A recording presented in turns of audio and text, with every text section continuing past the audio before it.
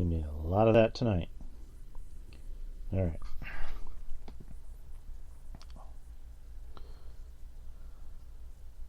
Why is Matt?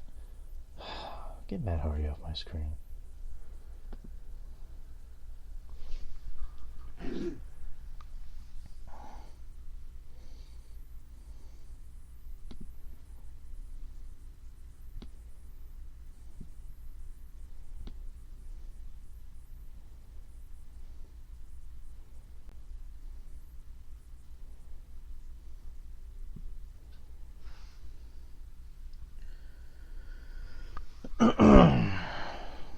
I sent Justin the invite.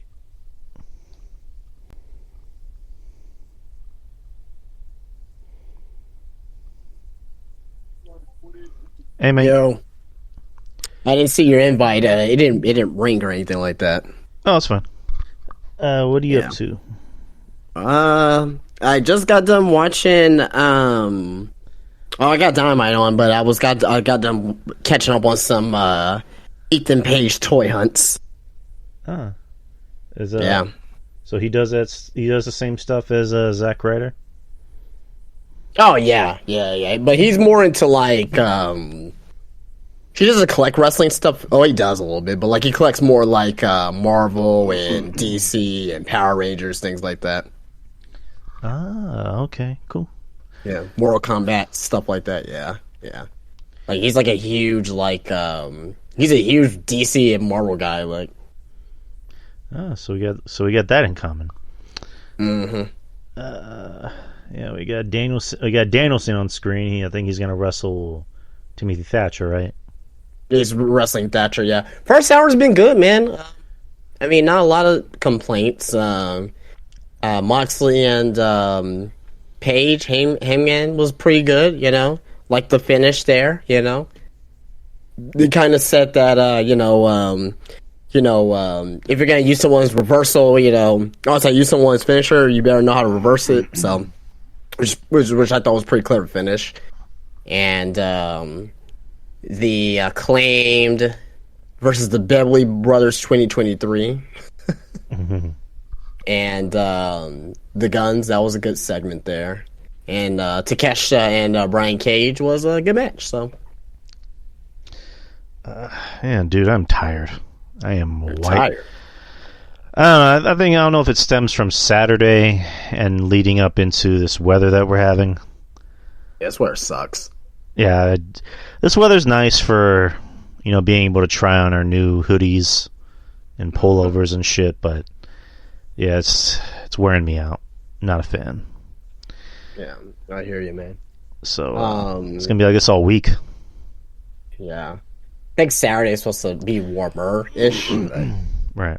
I don't know, but yeah, no. How you enjoyed the Rumble? Are we live already? Yeah, we're already live. I guess we can already, okay. Jump in. Hey, welcome to the Drew Yari Show. I'm Drew, and with me, as always, is Mr. Justin from Spinebuster Tees. What's up, Justin? Not much, man. How you enjoyed the Rumble? I enjoyed it. I really liked it. We all had fun. Mm-hmm. I don't know if you saw the pictures I posted. We were in the section that was like behind the front row. We were also behind the entrance. So, when people were coming out, we just saw like their back and walking to the ring. Right. And part of me was kind of like, I kind of wish we got the section on the other side so that way we can at least see the people come out. But, not complaining. Just like, because when I bought the tickets, I bought them like the day they came out for the pre-sale. And I was just, I think I was just like in a rush. I'm like, I need to find some good seats. Before they go away. Blah, yada, whatever. And, but nonetheless, we still had fun. We were able to find a good parking spot that was, about maybe 10 minutes from the arena. And, yeah, we had fun. We didn't get any merch. Every freaking merch table we went to was always like a fucking mile long line. Damn. So it's just like we're not even gonna try with that. I didn't go to they had a Rumble store, and was the Rumble store actually at the Alamo Dome or was it somewhere else? It was at the Alamo Dome. Okay, well, I didn't fucking see it. But as soon as the show ended, because it was raining. I mean, it was drizzling a little bit. We were walking back to our parking spot, but they were directing so much traffic, and also the rain was just kind of like fucking everything up. We had to take like a back alleyway to get back to our seats, or not our seats, to our parking spot. And by the time we got to the car, it literally turned midnight. And wow. Yeah, I was drained, but I was also hungry at the same time. So we were able to find a Denny's that was 24 hours. And we get to the Denny's, and there's only one cook, one server, one manager. And the one downtown? It's on the one right by the Alamo Dome, right? That one? No. It's a Denny's by our house on okay. Marbach. Got it. It's by some apartment complex. I don't know. I don't know if you know where that might be, but yeah, we went there, and there are people coming back from the show, so they got a lot of business. And sweet. Yeah, as soon as I got home, there was a lot of people out because I went to like to the corner store. Well, first I was gonna go to get some food from like a Whataburger or whatnot. Then those lines were forever. I'm assuming there's people coming out of the show from the Alamo Dome. Oh yeah. Then I just went to the corner store just to pick up a couple of things. So, and there was like people like wearing their Sammy Uso t-shirts, and some people were wearing some Seth Rollins t-shirts. So I was like, oh, okay, pretty cool. I said they definitely watched the show for sure, whether it was at home or if they went to it. So that was pretty cool to see. Did you go to any of the events around town over the weekend? There was a TWA show, right? There was a lot of different shows. Yeah, the TWA show I didn't go to. I didn't go to WrestleCon because we were trying to leave as early as we can just so we can find a good parking space, which we were able to. But yeah, I didn't get a chance to go to any other events.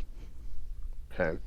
Well, I went to the toy convention, wrestling toy convention not downtown, but at Wonderland, Crossroads, and saw Ted DiBiase. Like when I first walked in, the first two people I see was Ted DiBiase and that Izzy girl, that little Izzy girl. Right.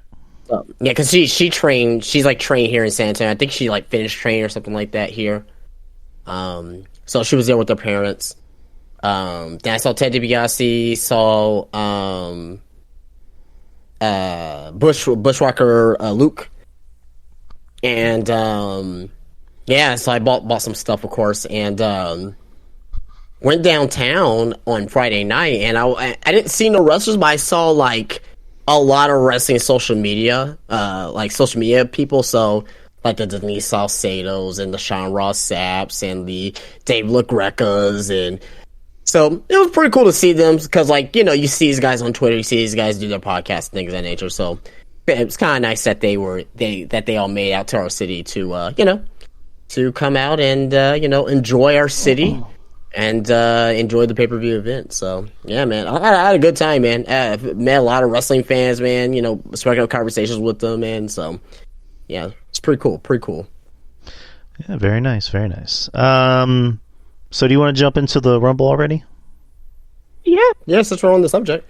All right, so let's jump into the Rumble, and then we'll talk about news, and we'll talk NXT Vengeance Day, which is this Saturday. Mm-hmm. So the Royal Rumble, like we all just mentioned, it was this past Saturday at the Alamo Dome, the big dome. It was damn near sold out. Attendance was 51,338, and I was looking around, and I couldn't find one empty seat in the place. The place, I don't know if it was sold out, but I know it was damn near sold out. So good on San Antonio. The Royal Rumble. Let's get into the matches. Okay, where are the matches? Hold on. 1 second, people. Okay, here we go. Yep. The show began with the 30-man men's Royal Rumble. Were you a little shocked when it started off with the men's Royal Rumble? Not really, no, not at all. I mean, not really. I kind of knew that Sami Zayn, Roman Reigns, Kevin Owens, that was going to be the main event. Like, there's no way that wasn't going to be the main event. I mean, I wasn't shocked though. No.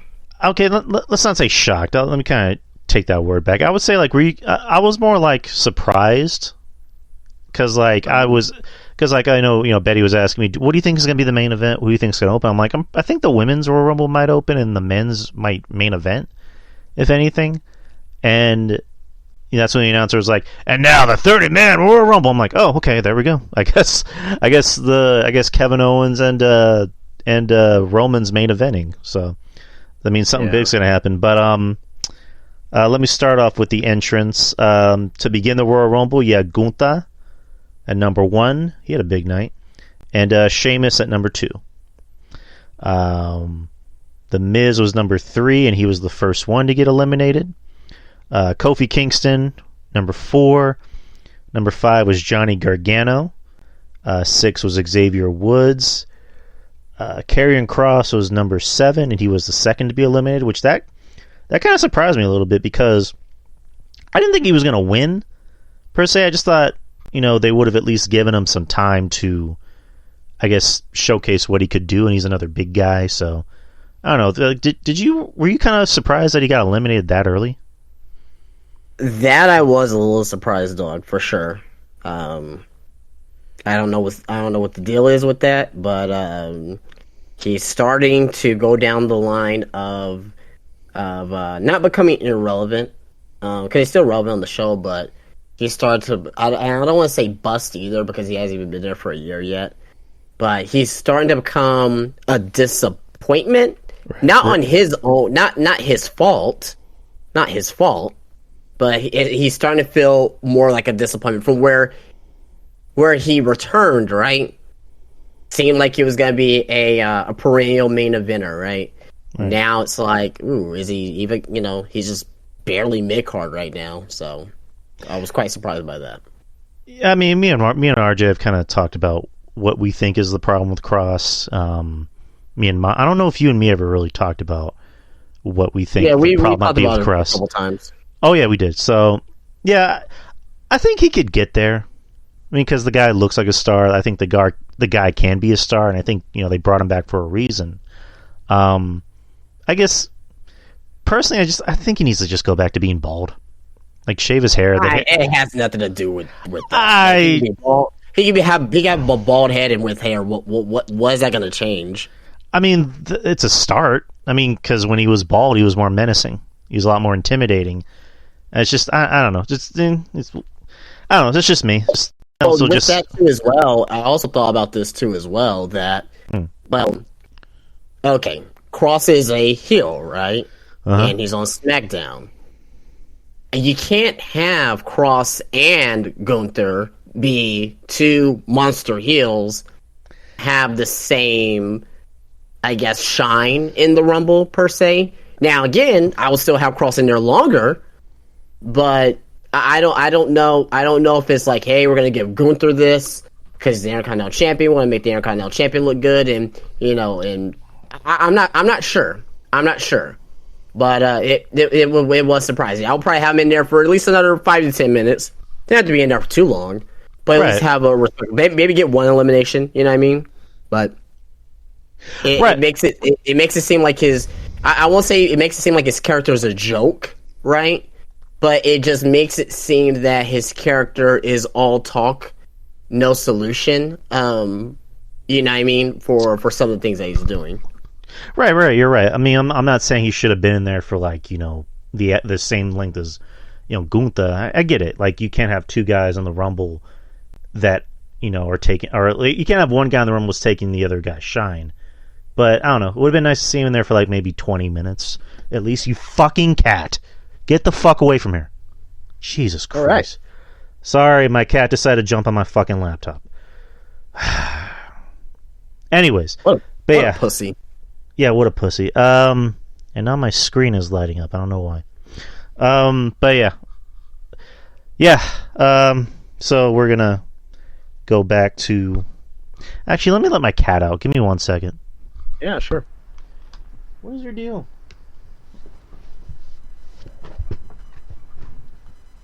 you being annoying?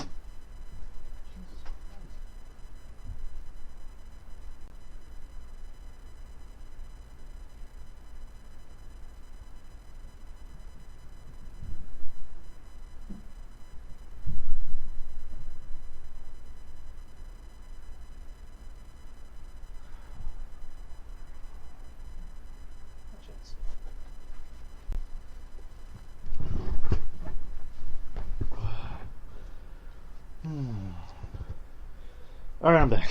Alright. So, after Cross was Chad Gable. Then you had Drew McIntyre, Santos Escobar, Angelo Dawkins. And then you had Brock Lesnar coming at 12, who came out and just fucked shit up. He eliminated... he eliminated Chad... Who is it? Xavier Woods, I believe? Dude. Okay, sorry. Xavier Woods... Actually, no, he didn't eliminate Xavier Woods. Who did he eliminate? He eliminated... Oh, yeah, Santos, Angelo, and I think that's all he eliminated. And then that's when Bobby Lashley came out at number 13 and eliminated him. He eliminated, I believe, I don't know if you said Chad Gable, Santos, yeah, Angelo Dawkins, and those three, yeah. So he eliminated Brock, and then Brock went apeshit and just started tearing up the outside. And then that's when Baron Corbin came out, and Brock just ran all the way to the other side and just knocked down Baron Corbin so hard that Brock fell down. F5'd him as well. And after that was Seth Rollins. Seth Rollins threw Baron back in the ring and threw him out. You had Otis. Rey Mysterio was supposed to come out, but Rey was attacked by Dominic. In reality, Rey was actually hurt. He got hurt on the Friday before the Rumble against Cross. Dominic came out at 18 and had Rey's mask and tore it up. Dominic was impressive. He's starting to grow on me. He's actually starting to look more like a wrestler, in my opinion. He's really getting the heel heat, and he has the character work pretty well. Yeah, it's just this. I want to say silly gimmick, because silly gimmick of he only spent 30 minutes in jail, and not even jail, but just lockup in a holding tank, and now he's I'm a hardened prisoner, I'm a criminal, yada yada yada. And it's working. It's getting over because it's absurd, and we know it's absurd, and the company knows it's absurd, and that's when it works. Whenever all parties could work together and realize, yeah, this is an absurd gimmick, but it's working. And Dominic actually lasted, quite a while. He actually lasted longer than his Judgment Day teammates. So good on Dominic. Let's see. Where am I at? Dominic, after that, you had Elias, who was eliminated pretty quickly. Finn Balor, Booker T, who was the big surprise. And then he was eliminated by Gunther. Damian Priest came out. Montez Ford came out, but was eliminated pretty quickly by, I believe, Damian Priest. Damian Priest, there you go. Edge came out to a pretty big reaction, and his return was kind of spoiled because somebody posted on TikTok that he was signing autographs at the San Antonio airport. So I hate wrestling fans. Yeah. Why would you ruin the surprise like that? Yeah, just people. Look, and you knew he wasn't announced. Okay, if you kind of maybe you could have put the lines together, right? Put the dots together, and maybe Edge would be coming back at the Royal Rumble, right? But if I were to, let's say if I would have saw, he didn't appear in the Rumble, but he was one of the people that we were talking about, Matt Cardona. If I would have saw Matt Cardona downtown, he was going to his hotel, and I'd be like, oh yeah, what's up, man? And he'll probably be like, oh, don't tell nobody, don't take no picture of me. I'm like, I'll be like, me personally, I'll be like, okay, I won't. You know what I mean? And then I'll act fake shock when he comes out. You know what I mean? Right. So it's you guys gotta be smarter than that. But I don't know, man. I mean, people just get excited. They just post on Twitter. They don't think about the cause that can do to a show, right? And I say that this show, or that this Royal Rumble was terrible. Well, we'll talk about the Royal Rumble in a second. Get my brash opinion about it, but it like to me, it could have made the Rumble a little bit more better if he wasn't spoiled. That's just me. So. Right, it's just people want to get likes, they want to get clicks, whatever. Yeah, but people are not going to follow them. I know. But I don't know. I don't get it. One thing about this Rumble is that they kind of made a lot of these surprises a little too obvious. Like, for example, it's like when Brock Lesnar came out, Bobby Lashley followed him like immediately after. And then, they've been doing that for years. So, and then immediately when all the Judgment, Day members came out, after that it was Edge. It was like, I'm pretty okay, but I mean, again, Edge still got a huge ovation, so it was nice to see Edge. Right. After that was Austin Theory. So Edge eliminated Finn and Damian. It was about to eliminate Dominic, but then the Judgment Day worked to get him eliminated. So Edge is fighting with the Judgment Day, minus Dominic, and then that's when Rhea comes out and attacks Edge from behind. All the while, Austin Theory is just watching, like, "Hey, go ahead." And then when that happens, Beth Phoenix, comes out and spears Rhea. So that was cool. After Austin Theory, you have Omos, then Braun Strowman, Ricochet, Logan Paul at number 29, which I was a pretty big surprise because he was supposed to be out for quite a while, actually. And then number 30, of course, being Cody. Logan eliminated Seth Rollins, which was pretty surprising. So that kind of, sets the stage for a potential WrestleMania match, which I'm all for.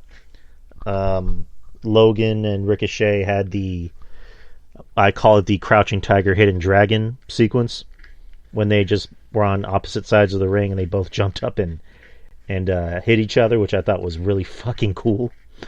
What'd you think about that spot?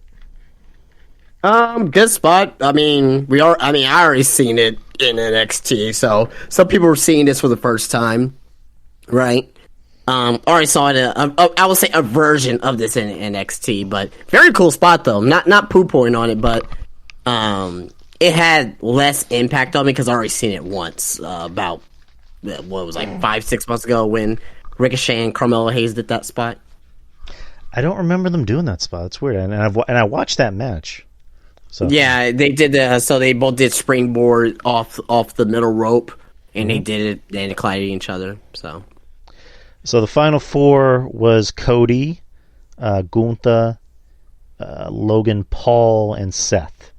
And like I just mentioned, Logan eliminated Seth, and Cody eliminated Logan. So it was down to Cody and Gunther, who had pretty much, I believe, like a 10-minute match. Was it like 10 minutes where they were like squaring off? It was about 10, close to 10 minutes, yeah. Which was, a match within a match. So we ended up, getting that as a treat, and it was good. I need to see that again. I need to see them have like a full length match. And of course, Cody eliminated Gunther, and Cody, as expected, is the Royal Rumble winner for 2023. Gunther actually set a Rumble record by lasting an hour, 11 minutes, and 25 seconds. Thoughts on that?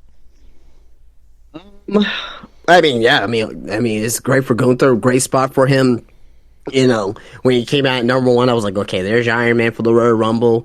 I was kind of hoping that number one, number two was going to be Seth and Cody, but I'm glad that we got the number 1, 2 that we did with Gunther and Sheamus. So, but yeah, overall, this Royal Rumble, I may be controversial, but with the exception of the ending of the Royal Rumble and the spot with Ricochet and Logan Paul, and some other good stuff there, like I said, with Gunther and whatnot, I thought this was just more of a middle of the road Royal Rumble itself. You had to your point, it was, and we talked about this last week, good predictable versus bad predictable. This was bad predictable. my biggest gripe with this Royal Rumble, Cody coming in number 30. Like, well, I understand that he just came back from injury. I totally get it. But give him a struggle. Give him something to, right. Give him something to fight for. You know what I mean? Like, I'm not saying for him to be at number 1. I'm not even saying for him to be at number 10, number 20, 23. You know what I mean? Give it a struggle a little bit. You know what I mean? Having him going, through some of the odds right there. So, Gunther at the very end, like I put it to you like this. I wanted Cody to win. He won. I'm happy about that. I think it could have done Cody more justice if he was in the Royal Rumble earlier, like I said, about 20, 22, whatever you want to call it, than where he was at. I want to see Gunther win, believe it or not, in that last 2. I knew he wasn't, but just the fact that he came in number 1 and like he was looking like a fucking beast the entire time, like going, toe-to-toe with Lesnar and Sheamus and, you know what I mean? Like, he looked like a fucking killer in there. You know what I mean? Right. And to me, at the end of the day, like, Cody is supposed to be the guy, and he most likely is going to be the guy that's going to take the title off of Roman. Don't just hand it to him. Just don't hand things to him, because it was an inevitability. He came out number 30. He was going to win, right? Sami Zayn was in the Royal Rumble, right? The only other person outside of Cody that had a chance is Seth. Everybody else was not going to win. Lesnar was not going to win. Right, Lesnar versus Roman again? No. Lashley versus Roman? No, because Lashley is Lashley and Lesnar. It's Seth Rollins may have a very small chance, but I could see Seth and Roman, right? Very, very small chance, right? So yeah, at the end of the day, though, like, and plus there were really no surprises. Like Booker T, that was probably the biggest surprise. I wasn't really surprised by Logan Paul. Right, he had his injury and whatnot, but if he kept up with his injury, he was pretty much close to coming back at the Rumble, and it was being reported out there that his injury was coming along a lot more faster than anticipated. Good for Logan Paul. Very glad that he's back, and I can't wait to see what he's going to do with Seth Rollins potentially at WrestleMania. But no NXT guys outside of Booker T. The commentator, right?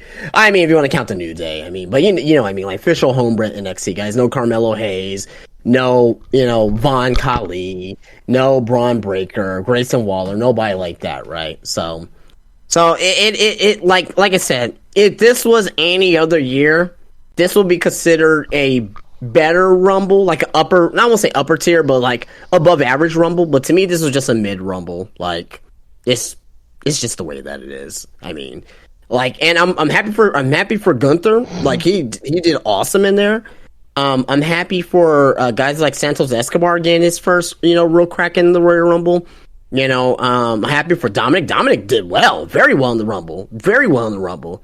He lasted for almost 30 minutes in there. Giant Gargano, an unsung hero in the Rumble, lasted for almost 30 minutes in there too as well. I think it was at 30 minutes. Ricochet, Logan Paul, great spot there, right? But, just at the end of the day, it's like, man, you could have booked this better. You could have made this more of one of the more memorable Royal Rumbles of all time. But at the end of the day, it's just going to be one of those forgettable ones. 10 years down the line, no one's going to really remember this Royal Rumble match. They're going to remember spots from it. They may remember Gunther, but they're not going to remember, like, this match from back to front to back, as we will, like, the 92 Royal Rumble or the 2001 or 2002 Royal Rumble. You know what I mean? We remember those matches pretty damn well, vividly. I don't think I'll see for this match. Why don't you tell us how you really feel, Justin? Jeez, something. No, I'm the opposite. I thoroughly enjoyed this Rumble. I thought it was the best Rumble I've seen since 2020. And I think it's much. I thought the 2020 Rumble was really good. I personally, and then I put 2020 above this one.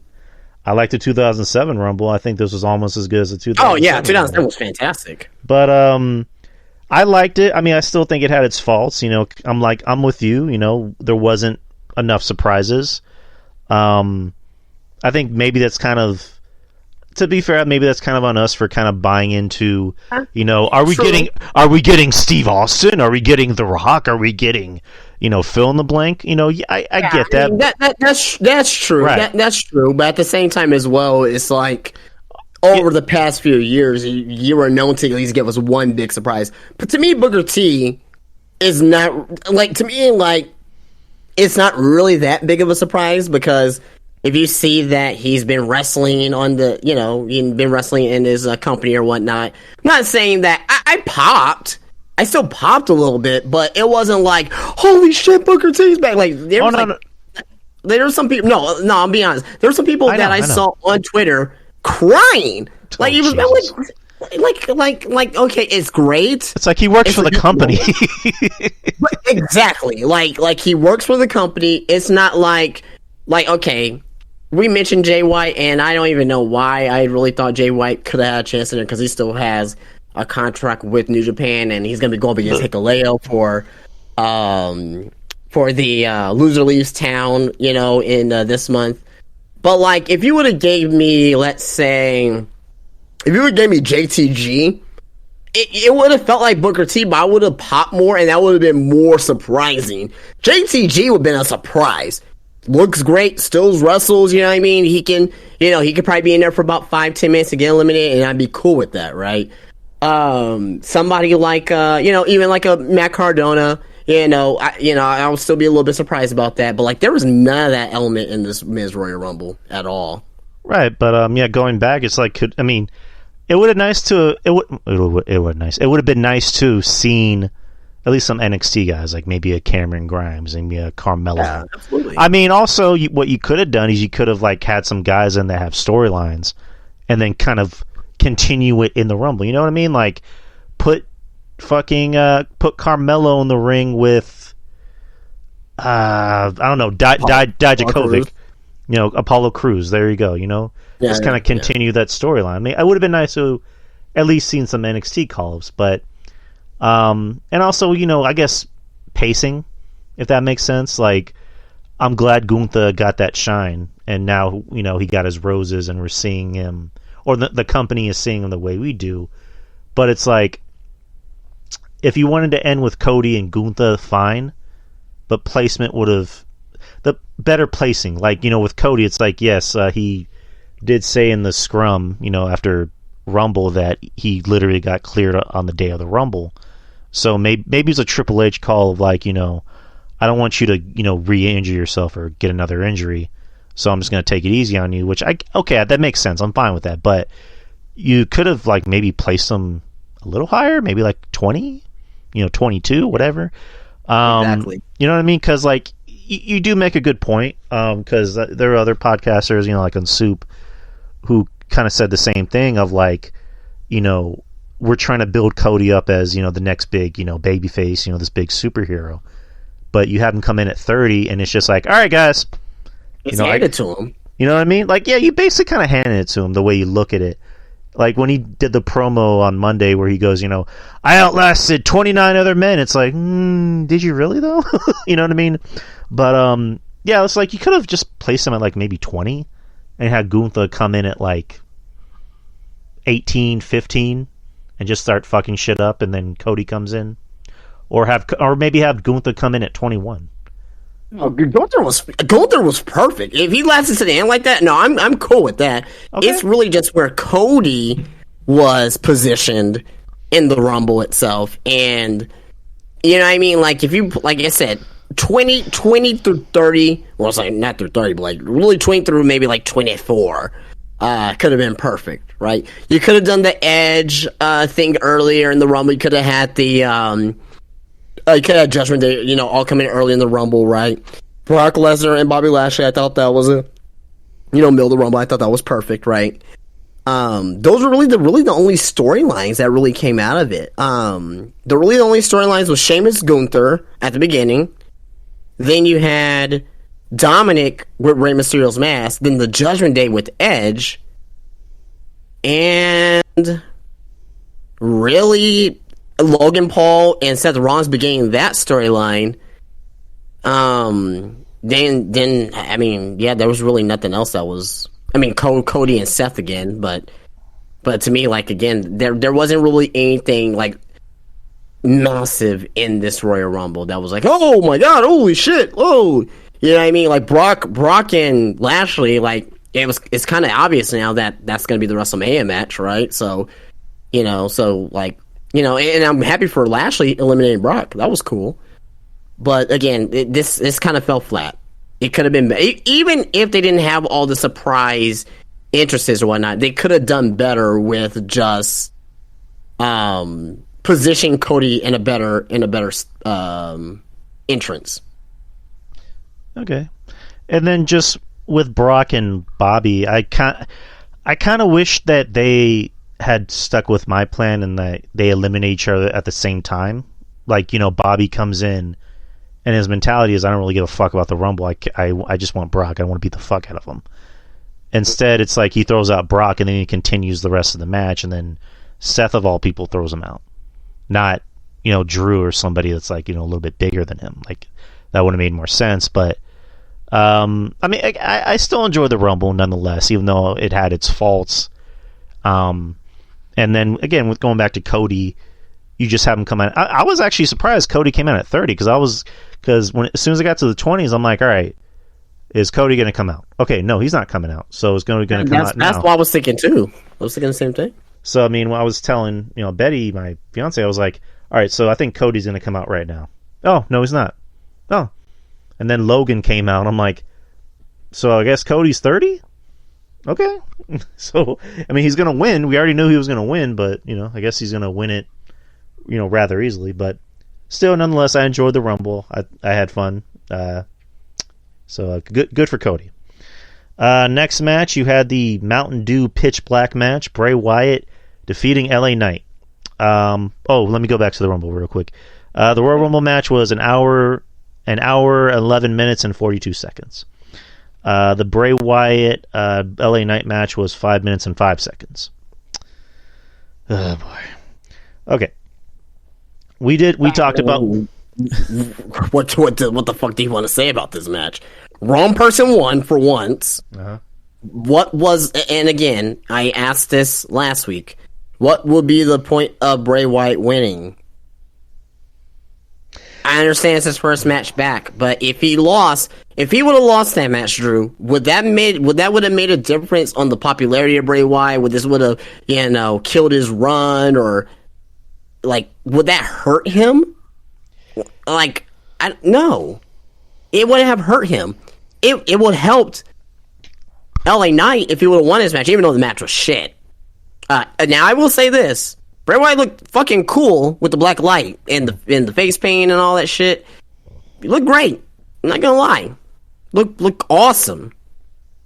Match sucked. It was terrible. The fact that there was like plutonium at ringside was stupid. I don't know if it was plutonium or not. I'm just calling it that. Well, I mean, I think if it was plutonium, I think I'd be dead. well, oh yeah. Well, but go ahead. Yeah. Anyway, I look good for a corpse, by the way.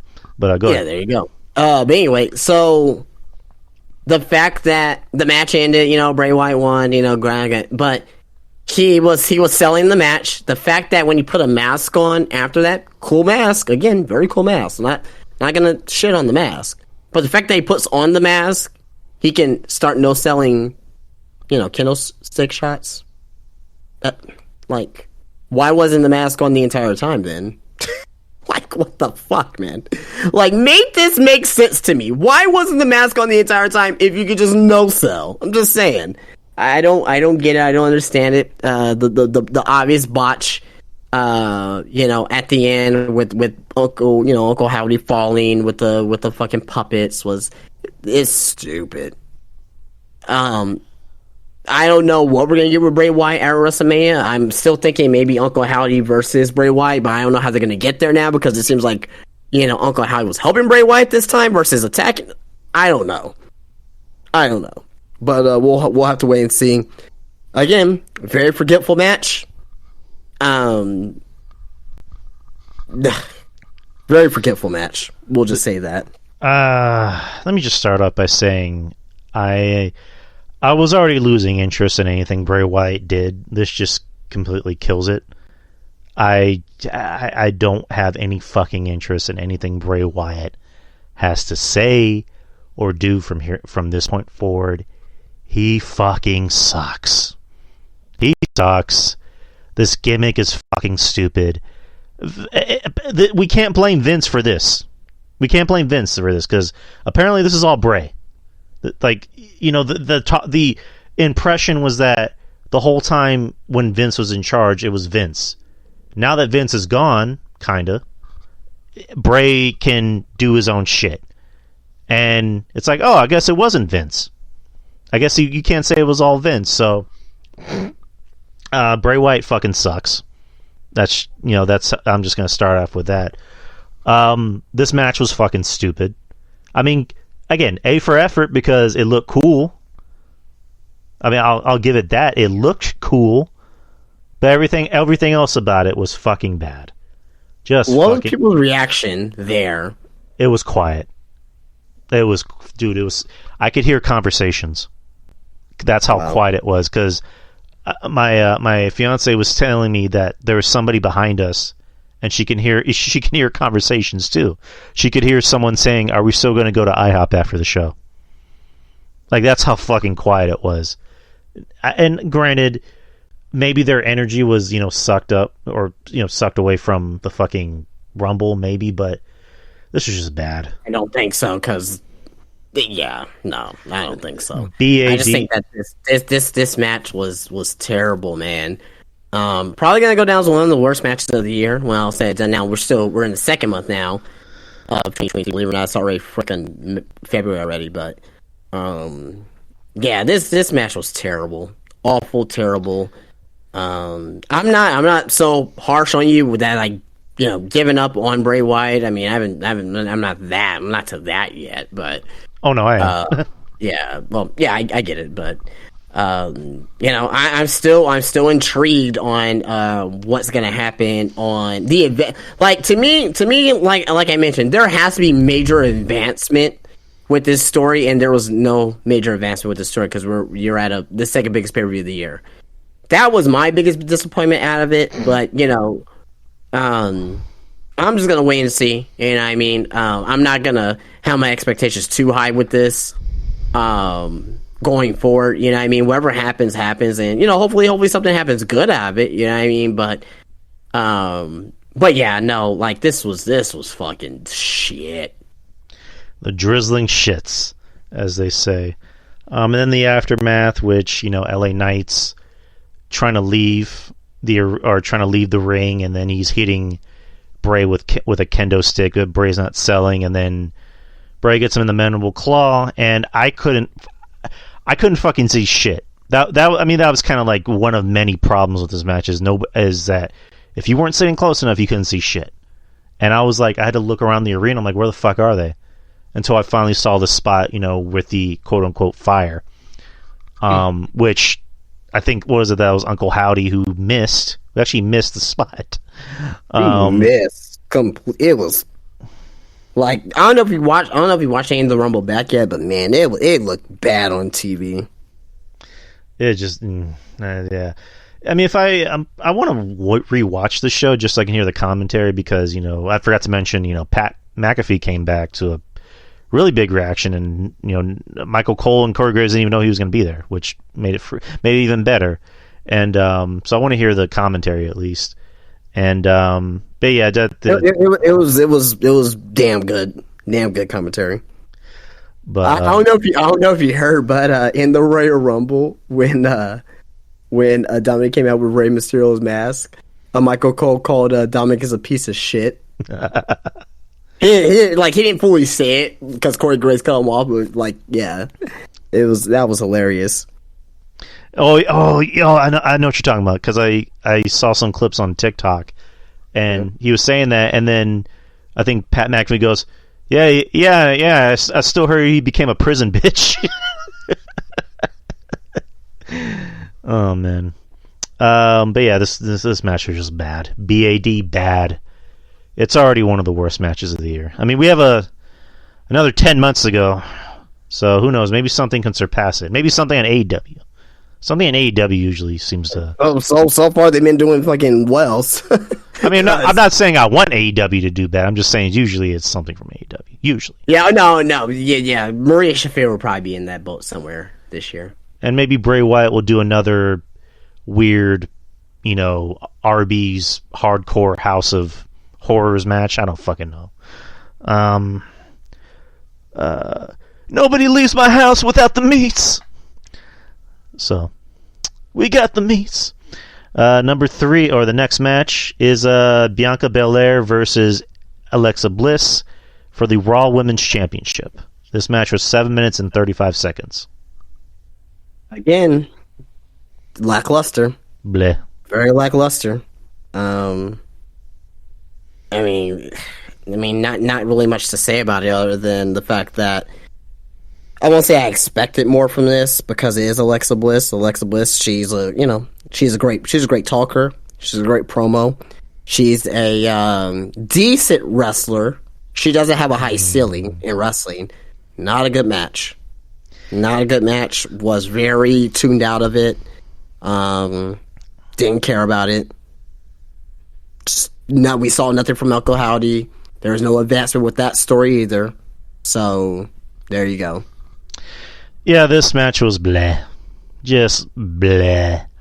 I mean, WWE was smart enough to put the bullshit in middle, and then end the show a little hot. Yeah, Alexa Bliss, another one of those wrestlers that I just mentioned about Bray Wyatt, where she doesn't do anything that's overly stupid like Bray Wyatt does, but she's again one of those people where it's just like I'd rather not watch anything she does because she's not a wrestler, clearly. I mean, she even says straight up, I'm an entertainer. I want to do movies. So I don't care about this match. I'm glad it's over. Hopefully for Bianca to move on to, a much better program with a much better opponent. Because again, I don't think Alexa Bliss is terrible. I mean, there's a lot of terrible women's wrestlers, especially in WWE. But yeah, she's just, I guess passable. You mean Dana Botch? For some reason, why was she in the Royal Rumble? I know I don't too, but why the fuck was she in the Royal Rumble? That was my response when I looked over to my fiance. I'm like, how does this bitch still have a job? Would have been easily another NXT. We'll get there in a second, but we'll get there. But yeah, Alexa just bleh. It is what it is. I'm happy it's over, and so we can move. So Bianca can move on to a better opponent.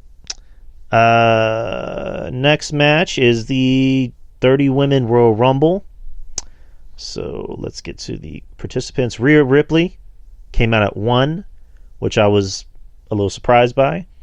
She was my pick to win, and spoiler, she won. I don't know, just thought it was kind of weird that she came out at 1. Number 2 was Liv Morgan. Number 3 was Dana Botch, which we just mentioned. Emma came out at 4. Shayna Baszler at 5. Number 6 was Bayley. Number 7 was B-Fab, and she came and went. Number 8 was Roxanne Perez, and she got a nice little pop when she came out. 9 was Dakota Kai. 10 was I was always going to say Dakota Sky. Io Sky. 11 was Natalya, which everyone knows how I feel about Natalya, but she got a nice reaction, which it is what it is. Number 12 was Candice LeRae.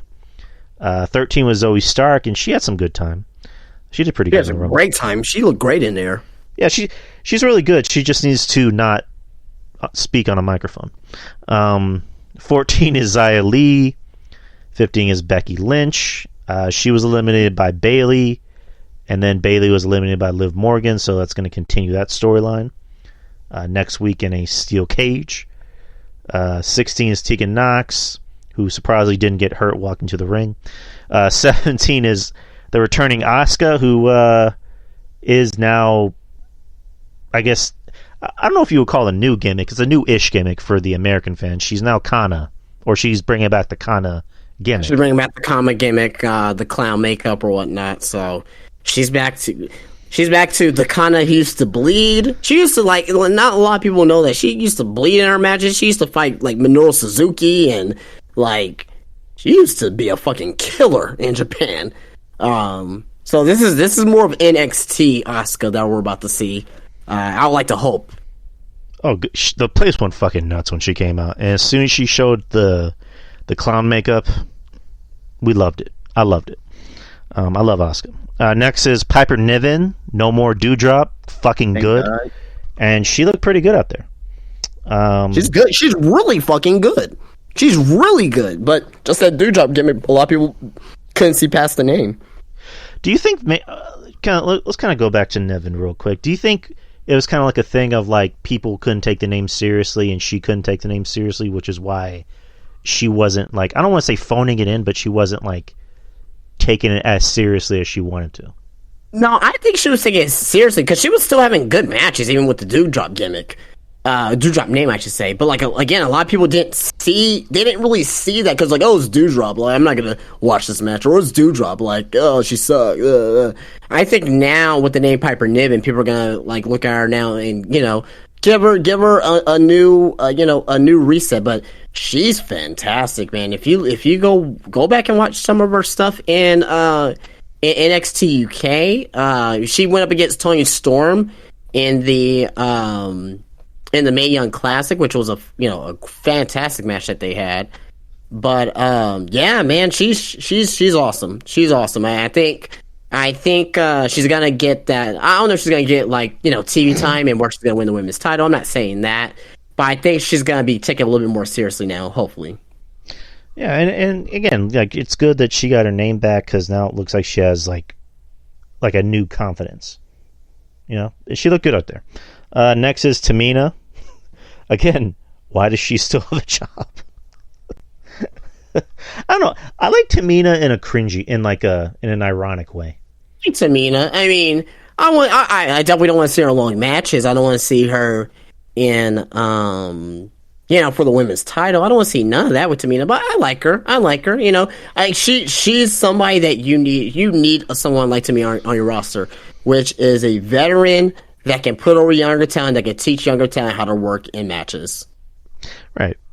Next is the returning Chelsea Green, who set a women's record. She came in and she was immediately fucking eliminated by Rhea.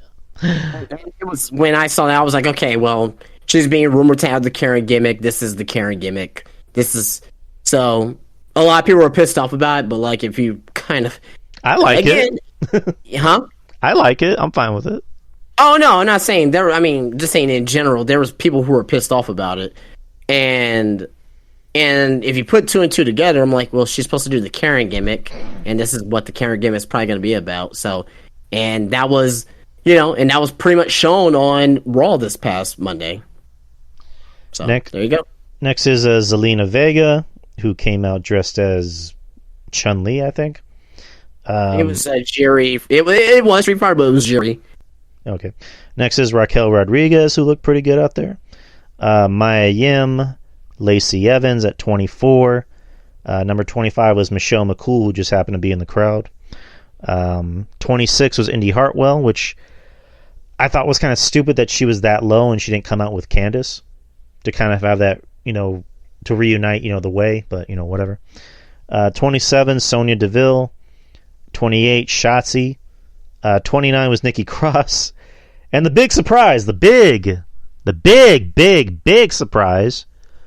surprise, Nia Jax, who Stupid. Was botched. First of all, they botched her fucking entrance because... Oh, I think it was just like, hey, welcome back, Nia. You like to botch things, right? Let's just botch your entrance. Which I'm like, as soon as her music played, everybody just booed. They just went, boo! They were like, fuck this bitch. And then after that, that's when they put on the clock and they're like 10, 9, 8, 7, 6. It was shit. Which I was a little worried as soon as she came out and she just started like throwing women around.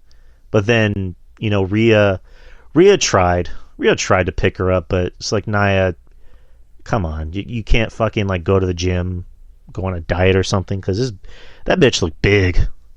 And I don't got a problem with big women, but this woman didn't. She looked big. She looked unhealthy big. I'm not gonna say anything. I ain't gonna go talk about her. Send all your hate mail to me. Send all your hate mail my way. That's one thing I don't do. I don't talk about a woman's weight. I do, especially if it's a complete cunt like fucking Nia Jax. But yeah, so she's out, and it came down to before we continue, back to Nia Jax. Now, this ain't about her weight. This is about her being in the wrong for like what, 1.5, 2 minutes, something like that. Mm-hmm. What was the point of the return and being at number 30?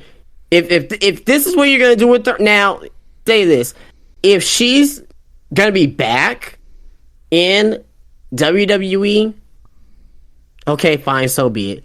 But if this is just a one-off, and she was only in there for 2 minutes, you could have brought one more other person up from NXT. Right. You know what I mean? Like Michelle McCool. Like she was the only legend in there? She was the only legend in there. Did Michelle McCool really need to be in there? No. Was it necessary? I'm seeing people online say, "Oh, give Michelle McCool another run." Like, are you fucking serious? She's good, but that is not focusing on the youth. Right.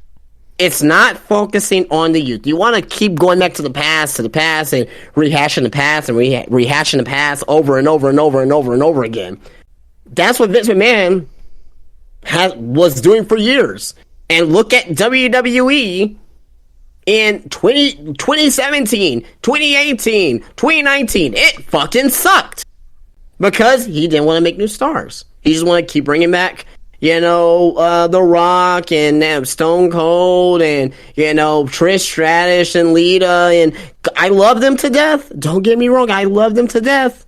And in certain situations, having them in matches will make sense. Like Stone Cold and Kevin Owens. I was fine with that, right?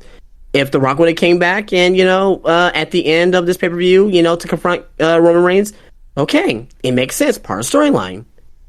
But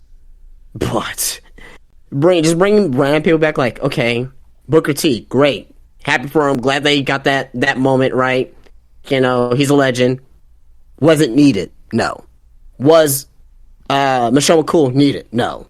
It's just come on, man. We got to do better. And I'm hoping that we are going to do better in the future. But there's still some things that kind of worries me. So there you go. I mean, because fucking Trish and Lita were in town, so how did they not get invited back? That's still weird. I don't want to see them in the Rumble. I don't want to see them in the Rumble. Why the fuck not? I mean, because again, it's not pushing the youth. Well, I mean, it's not. You were just talking about surprises. Yeah, but you can do so surprises you can do better, right? Bring up somebody from like a surprise. Trish Stratus isn't better as a surprise. No, I'm not saying like you gotta think about it this way. Okay. How many times can we see Trish Stratus for it to be not special? How many times can we see Lita for it to be not special? And again, it's about pushing the youth, right? It's about pushing the youth, it's about maybe bringing back somebody who can, make something as a good return, right? Even though, like, I'll put it to you this way. Even though I hate the Nia Jax, I'd rather see Nia Jax come back than Michelle McCool. Because at least Nia Jax, she's fucking sucks. But she has some years left on her. Maybe by a fucking split miracle that she can get better, right? But Michelle McCool, she's Undertaker's wife, and she can still go. Don't get me wrong, but again, though, it's like it won't make a difference. Like if Michelle McCool comes back for 5-6 months and she goes up against Charlotte Flair, like is that really something that you want to see? And it doesn't do it for me. It doesn't do it for me at all. But like to my point though, like with surprises, like a Kairi Sane, right? Mitch and Naomi, she didn't come back, right? You could have had some other people in there, right? Maybe you had Roxanne, that was good, right? Zoe Stark was good, Indy Hartwell was good, right? You know what I mean? Maybe could have got a couple one-offs from the Indies. Maybe, I mean, Tessa Blanchard, but I know people don't want to see Tessa Blanchard at all. But I'm just naming names that could have made sense. But Tessa lives in San Antonio too, but that's near here or there. She's a cunt anyway, so we don't claim her. We don't claim her, by the way. Yeah, exactly. But that's what I mean. And like for the men, right? Like again, like you could have had a Grayson Waller in there. You could have had a Carmelo Hayes in there. Not to say that they're gonna win. You know what I mean? But just put them in there for a little bit. Like the only like legend I would like prefer is probably Great Muta. Only reason is because that if he goes into the WWE Hall of Fame, he would never have a match in WWE or never have an appearance in WWE. It would be pretty cool if he would have been in the Rumble for like 10-15 minutes and just leave. So there you go. But that's my rant. You want to know how you would get Nia Jax to lose weight? Jesus. You pay the ice cream man to keep on driving. Oh man. Yeah, that's rough. Oh God. Jesus Christ Almighty. Send all your hate mail my way. Jesus. I got one more. I just live here. I got one more, guys. I'll swear I'll move on. Nia Jax is so fat that when she stepped on a scale, it said "to be continued." Holy shit! Holy shit! I'm an awful person. Anyways, but yeah, moving on to the end of the match. It was down to Rhea, Asuka, and Liv Morgan. So I guess they're trying to repush. I don't know if I would say repush because they do like Liv Morgan, but they're still continuing the Liv Morgan push because she ended up lasting in the match. It came down to both Rhea and Liv as the final two participants in the Rumble. There was a spot on the apron where it was all three women, Asuka, Rhea, and Liv. Not Rhea, but Asuka ended up spitting mist in Liv's eyes, and then Rhea threw Asuka off the top rope. Liv looked like, not Liv, but Rhea looked like she was about to fall off the apron, and God damn it, Anna. Rhea looked like she was about to fall off the apron, and then she grabbed Liv and threw her off. So now Rhea is your Royal Rumble winner. Give me 1 second. My fiance just texted me. Yeah, sure.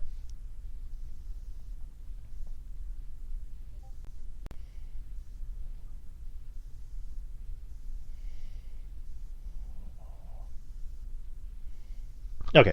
God, Anna, why'd you fucking share that?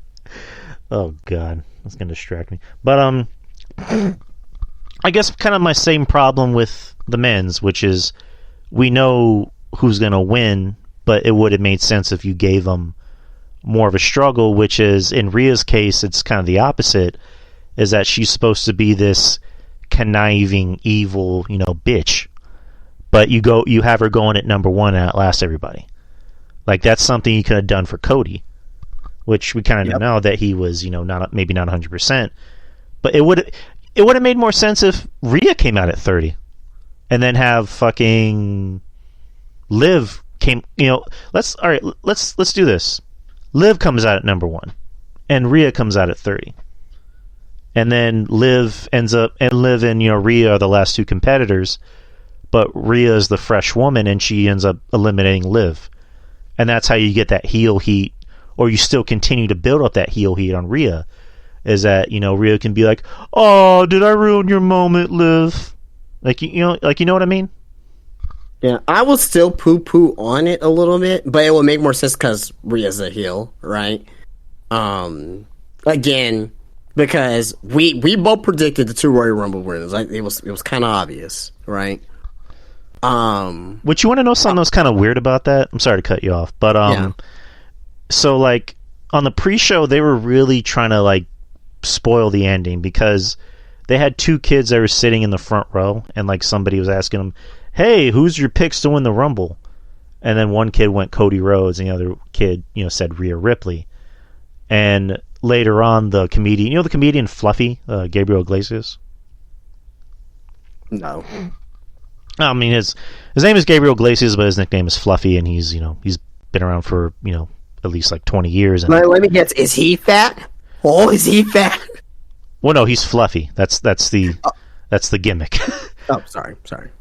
Long story short, the whole thing is he's not fat, he's fluffy. There's 5 levels of fatness. There's big, healthy, husky, fluffy, and damn, which I'll explain it to you at another time. But he's a big WWE guy, fan, and he came out on the pre-show with I think it was Booker T and Jerry Lawler and whatever, and they asked him who his pick was, and he said Rey Mysterio, which is like, yeah, we know Rey's not going to win it, and then he wasn't even in the match. So okay, yeah, he's a big fan. Yeah. He's definitely a big fan of Rey. He's picking Rey to win. I mean, it's a Hispanic picking another Hispanic wrestler. I get it.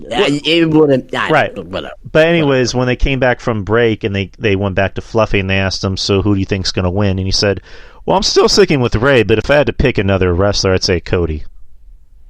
So I think somebody told him, pick Cody. Like, say you're going to pick Cody. So they were pretty much hammering it home. We want Cody to win.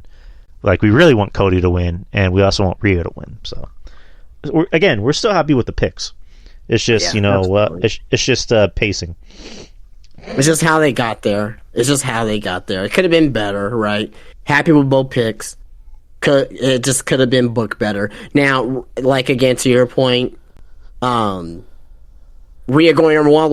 The one thing I want to say, the women beat the shit out of each other in the Rumble match. Even though I thought this Rumble match, again, the first half of this Rumble match was boring. Mm-hmm.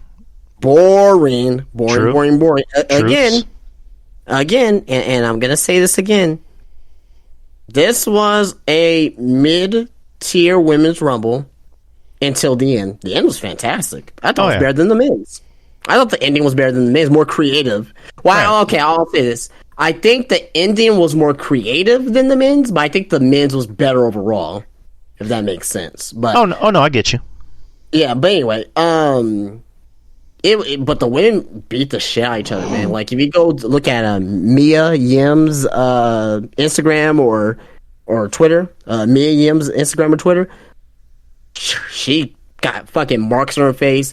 We already know what happened to fucking Rhea Ripley. Her nose got fucked up. You know what I mean? She dislocated her knee during the match, and she popped it right back in. Yeah, that too. Yeah, and also with that, Sonya Deville, she had a big ass gash over her eye. So these women were fucking their asses up, but they're getting their ass fucked up. Not like that though, but they were giving it to each other, man. They were hitting each other stiff. So go work for the women, but still mid Royal Rumble. Just gonna call it what it is. Hey, when they work stiff, it makes me stiff. Anyways, on to the next oh my God. segment. Jeez. Hey, do you want to hear more Nia Jax fat jokes? Absolutely not. No, I'm just kidding. It doesn't matter. It doesn't bother me. It doesn't matter. But next segment is the musical performance, if you want to call it that. Jeez. The less time we spent on this. To talk about. I mean, I went to the restroom, so yeah. Hey, I had to watch it live. I couldn't get up because there was a guy sitting next to my sister-in-law that was in a cane, or that had a cane on him. So it's like, we're not going to make this dude get up just because this dude sucks. But looking back on it, I probably should have just done it anyway. But yeah, this guy sucked. This guy was bad. They said he was a country music artist. They said country rap or country rock or something. Rock, yeah. And it's like, I was on Wrestling Court with Julian on Sunday, and I had to explain it to him. I was like, because Julian's from New York, and we're from Texas, and I had to kind of explain, to his audience. It's like, okay, guys, that is not good rock. I mean, that is not good country, because we live in Texas, and I'm not even saying I'm like this big country fan. I'm really not. But I listen to good country. I've listened to some good country songs. That's an example of bad country.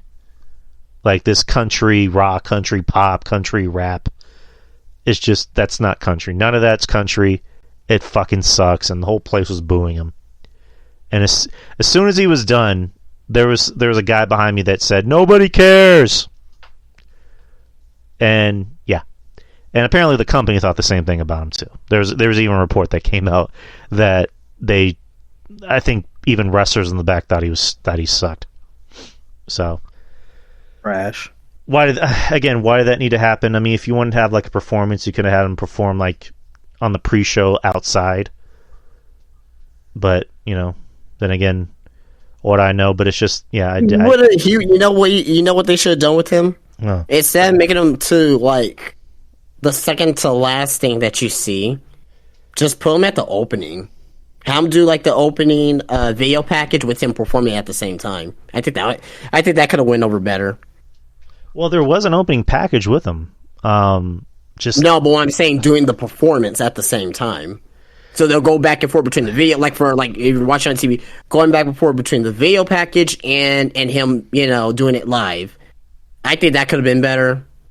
I mean, he still could have got booed or whatnot, but like that could have made people a little bit more hyped for the show there in the Alamo Dome versus just like putting him. He's not he's not fucking. And I hate Drake, but he's not fucking Drake. He's not fucking. A big fucking star. Like, I didn't hear anything about him until, WWE put him on, TV for the first time. So, there you go.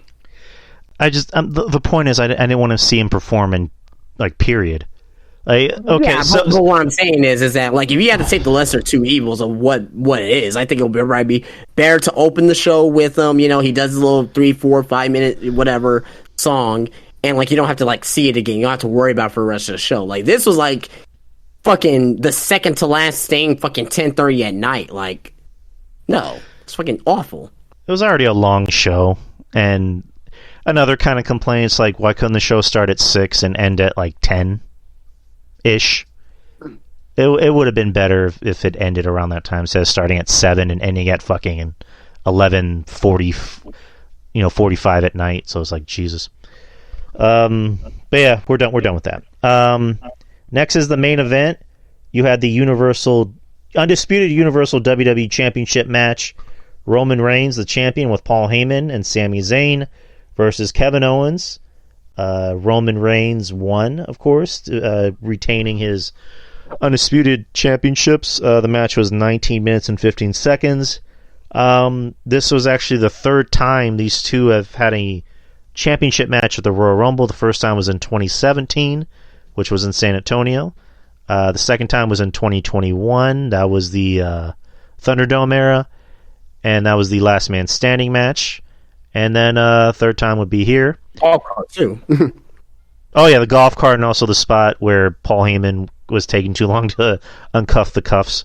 But this is a good match. These two always have good matches with each other. They have good chemistry because, you got Kevin Owens, who I think is kind of like the Cactus Jack-ish type character, where it's like he doesn't look like a guy who's supposed to go out there and have a good match, but he always goes out there and has a good match. He manages to bring out the best in most of his opponents, especially a guy like Roman. And of course, Roman, who is doing some of the best work of his career, granted, look at the talent he's in the ring with. And they're smart enough to surround him with good talent, and they also know, who's gonna be a dud for him in the ring. They're smart enough to not put, Baron Corbin in the ring with him. Which, surprisingly, Baron Corbin is the last guy to pin Roman in a match. Goddamn. But nonetheless, Roman's doing, the best work of his career. And good match. Good back and forth match. There were some pretty grody spots, like the spot with Roman, bouncing Kevin Owens' head on the fucking steel steps, which I'm just like, ooh. I can imagine Chris Nowinski watching that and going, the fuck? But Kevin, either Kevin Owens was really good at selling that shit or he was really fucked up, but maybe it's both. But I like the match. For a tiny second, even though I know Roman was going to win, I thought Kevin Owens might have a chance to win, mainly because he was really putting emphasis on, I'm going to take the Universal title from you, not the Undisputed, with the Universal title. But Roman won, so I'm again fine with it. Before we get to the after match or aftermath, whatever you want to call it, what'd you think about the match? Good match, very good match. I'm gonna say this and I know we're about to talk about the ending in a second too, but without the ending of this pay-per-view, this could have been a fail of a show, right? Because if you look at the totality of it, we already talked about the men's Royal Rumble. We already talked about the women's. The right winners won, but there were some things you could have done better. Bray Wyatt, no, what the fuck? You know what I mean? Bianca and Alexa, like, no. Then you had that fucking piece of shit performance. This could have been a thumbs down show without that miraculous ending.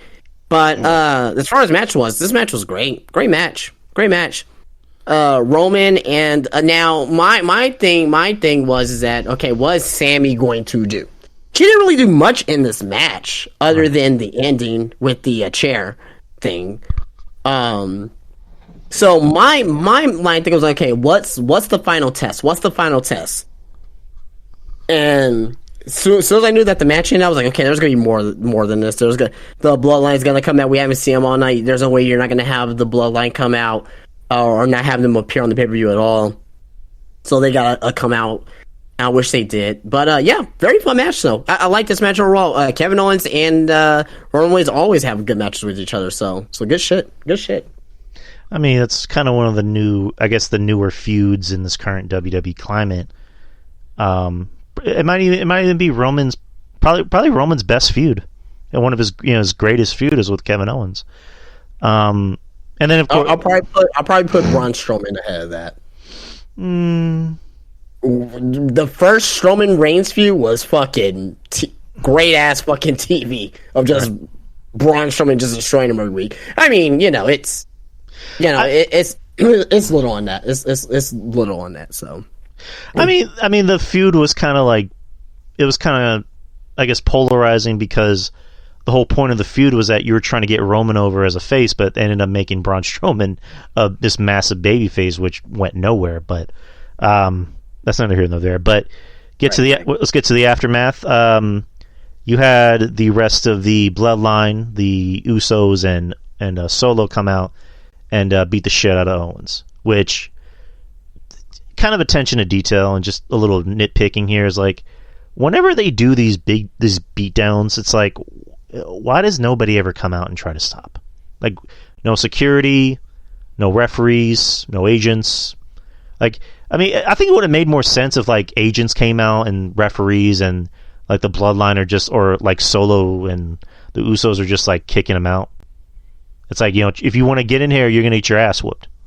You know what I mean? Just like the whole thing of like, Kevin Owens apparently doesn't have like one friend in the locker room, or like have one friend or have one person that likes him. So I don't know. Just well, I mean, if you think about it in kayfabe sense as well, like he was face heel, and he was a heel. He used to beat the shit out of everybody. So do heel attack. So maybe there's some people that kind of still in kayfabe sense, where if they are a face or a heel, that kind of looks at him like, I don't know, I don't want to go help this guy. The only person that was there to help him was Sammy. So I don't know. I mean, I guess but maybe agents, to your point, sense. yes, agents could have came out too as well. Yeah, agents, referees could have tried to come out and help him, but then the whole time, like Solo and Roman or the Usos could have just been like, if you want to come in here, that's fine, but you're gonna get your ass whooped. You know what I mean? But they beat the fuck out of Kevin, which another kind of tidbit thing I have, which I know WWE doesn't do blood.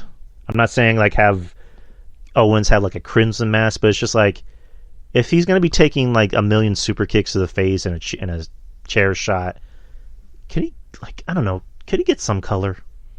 I don't know, just like maybe like a cut on the side of his head, some bruises. It's like he comes out of that looking fresh, like looking like he hasn't been hurt. So I don't know, just whatever. But they beat the fuck out of him, and Kevin again. he either really was fucked up or he is doing a really good job at selling it. So Paul Heyman conveniently has 2 pairs of handcuffs in his fucking in his jacket, which I'm just like, that's convenient. Paul gives it to Roman Reigns, and he handcuffs both hands of Kevin Owens to the rope, and he's about to get a steel chair and smash Kevin's head in. Sammy jumps in, and the whole place gasp. Like, they just gasped and went, as soon as Sammy got right in front of, Roman, which he's, saying, I think he was saying, like, come on, Roman, you're better than this. You don't need to do it. You're good. And that's when Roman says, you do it. And, like, that's when the whole crowd just started chanting, Sammy, Sammy, Sammy, Sammy. And, Roman's just, like, egging him on. He even, like, shoves him and, like, pie faces him. And I actually recorded the whole thing on my phone because I was like waiting for something big to happen. Because I'm like, wait, is The Rock going to come out? Okay, he's not going to come out, so something big's going to happen. So I'm recording at least like 15 minutes of this on my phone. And as soon as Sammy made eye contact with Roman, I can hear the whole crowd going, and that's when Sammy levels Roman in the back of, not the back of the head, but on his back. And you just see the Usos like, what the fuck? What'd you do? And Jay, Jimmy's the first one to, start in on Sammy. Super kicks him, attacks him. Solo, I thought it was funny. Solo grabs Jimmy and throws him off, and then ends up going after Sammy, which I thought was funny. And Roman beats the fuck out of Sammy. And looks over at Jay, and Jay's in the corner, like, looking like he's crying. Because he's like, man, I can't attack him. He's my friend. Like, I hated him, and now I love him. He's a brother. So then he ends up leaving. And that was the end of the show. The bloodline is deteriorating. Jay's out. And, we have that to look forward to. So what'd you think about this segment? One of the all-time best segments in the history of WWE. Mm-hmm. And that's not hyperbole. If you look at the industry across the board, if you look at the major influences who review content or who's in the news, Meltzer, Alvarez, Solomonster, who else? Rashawn Ross Sapp, Denise Salcedo, even though I hate that fucking cunt. Wait, what? Why? That's another story for another day. Even JD from NY, the people who says that he hates WWE. Everyone said that this is probably one of the greatest, storylines, greatest angles all time in the history of wrestling. The one thing that a lot of people are not talking about is how huge, ginormous that pop was. That was one of the biggest pops I ever heard. How was the pop? I need to ask you, how was the pop from a live perspective there when Sammy hit Roman? It was fucking huge. The biggest was that the biggest pop that you ever been a part of in an arena? Yeah. That and also the whole crowd chanting "fuck you, Roman" when he beat up Sammy. Yeah, great. I need to upload that video on YouTube. By the way, it was about 15 minutes. That was huge. Like, Roman has nuclear heat to the point where the next night on Raw, when they were showing like just his face, you can hear the crowd going boo. Like, this is the right heel heat that Roman finally has. Right. Remember when he was getting booed previously when he was a face? Mm-hmm. He was getting booed because people just didn't like him as a face. Right? This is the proper way to hate Roman, yeah. Yeah, this is the proper way to hate Roman now. So, fantastic. It threw back to the Shield breakup with the steel chair from Rollins to Roman. He felt the same exact way. Same exact way he fell. So great, fantastic callback for that. And, again, a lot of people... Now, here's the thing. And here's the thing a lot of people are not talking about. A lot of people are talking about... Well, a lot of people are talking about that... Oh, I want to see Sammy now. Now I want to see Sammy versus Roman. Yeah. For the title. That should be at WrestleMania. He should take the title. Mm-mm. Well, we kind of talked about this a little bit. I thought it was going to be an Elimination Chamber match, which was a foolish thing that I thought about. But obviously, it should have just been a one-on-one match. I don't know why I didn't think about that. But you thought about, one-on-one match in Montreal. Yes. Now, this is the thing that a lot of people are not going to talk about, and I'm going to predict it right now. Elimination Chamber. The way that you... Because a lot of people want to see Sammy versus Roman at WrestleMania, right? I think that's safe to say. But we're going to get an Elimination Chamber. You want to know how you get... You want to know how to get the heat off Roman? That's how you do it. Jey Uso comes back at the Elimination Chamber, screws Sammy out of the title. Both Usos come out, beat down Sammy. Return of Kevin Owens. We're not going to see Kevin Owens until Elimination Chamber. If WWE's smart about this is how I would do it. We won't see Kevin Owens until Elimination Chamber. The Usos and Roman and the rest of the Bloodline both beat down Sammy and KO to end the show. Essentially getting the heat off of Roman and more onto the Usos. To where that you're going to see the Usos versus KO and Sami Zayn at WrestleMania. Because, again...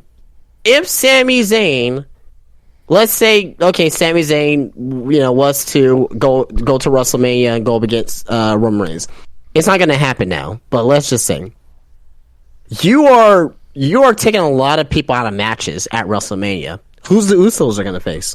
Who's Kevin Owens going to face? Who is Cody going to? Well, Cody won the Royal Rumble, so there's that. But there's a lot of things potentially that will happen negatively if Sammy goes on to WrestleMania and faces Roman Reigns. Because again, you're not going to have Sammy versus, Sammy and Kevin. Now, you could have maybe done Sammy night 1 against... They probably could have done like this. Maybe Sammy night 1 against Roman Reigns. He loses, right? Then there'll be Roman and Cody night 2. Then on night 2, you can have Kevin Owens approach Sami Zayn, and I don't know how they will get the match against the Usos, but they could probably do something like that. But it's a lot of unbelievably hard work to get there versus just what's right there in front of us. But I think that's what they're gonna do. This segment was phenomenal. Every single bit of it, from front to back, back to front. From Paul Heyman's reaction when Sami hit Roman with the chair, to Jey Uso. They're going to give us the illusion that Jay's going to be out of the bloodline. Maybe he will be for a week or two, but he's going to return at Elimination Chamber, and rightfully so, because again, Jey Uso's out of the bloodline. Okay, then what does that mean for the tag team titles? You're not gonna take the titles off of them. You're not gonna take the titles off of them after and not to be people are talking about the Usos reign. The Uso is in the longest reign ever for a tag team. Ever in WWE. So there's that. So you're not going to take the titles off of them. So I don't know. We'll just have to wait and see on how this develops. But as of right now, fantastic segment. Loved everything about it. Yeah, agreed. And then also, the Elimination Chamber will be sometime later this month on when is it? What day is the Elimination Chamber? I know it's this month, but what day? What day? What day is the Elimination Chamber? It is on. Let me look at it real quick. I think it's the 18th, if I'm not mistaken. It is on the 18th. Yes. Okay, so there we go. So that's about 2 weeks to plan, and that is 2 weeks from Saturday. And last I checked, that event's in Montreal, Sammy's hometown, and he's on the poster, and they've already damn near sold out of that at that arena. So, and they haven't even announced. They did announce an Elimination Chamber match is going to be for the U.S. title, but this is even before a match was even announced, is that they were damn near sold out. The fact that Sami Zayn's the hottest wrestler in the world right now, and the fact you knew he's going to be on the show, like, you know it. So, like, oh yeah, there you go. But this is a great angle. Just like I mentioned earlier, it's just like, you know, with these beatdowns, like, can you at least send some agents or some refs out there to try and stop it, and the Usos, you know, the Bloodline could just like make sure they don't get in. And also, I think it ran a little bit too long, but again, I enjoyed it nonetheless. I thought it was great heel heat. Now Roman is not only the biggest star in the company, but he's also maybe the biggest heel in the company.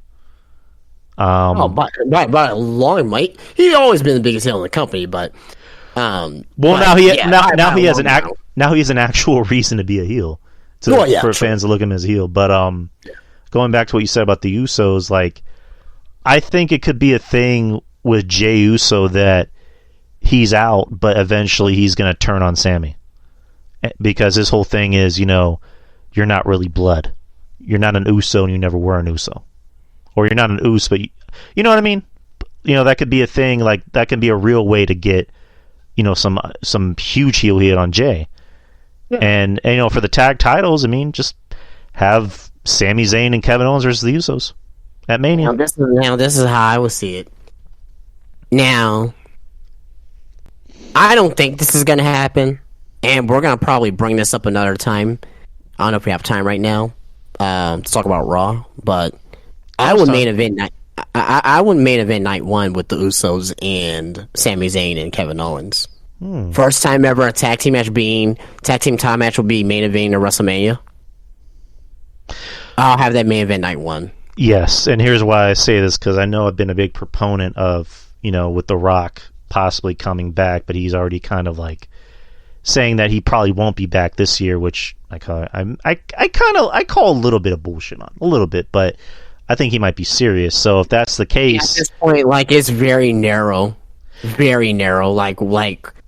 Like what do we see The Rock in at this point that will make sense?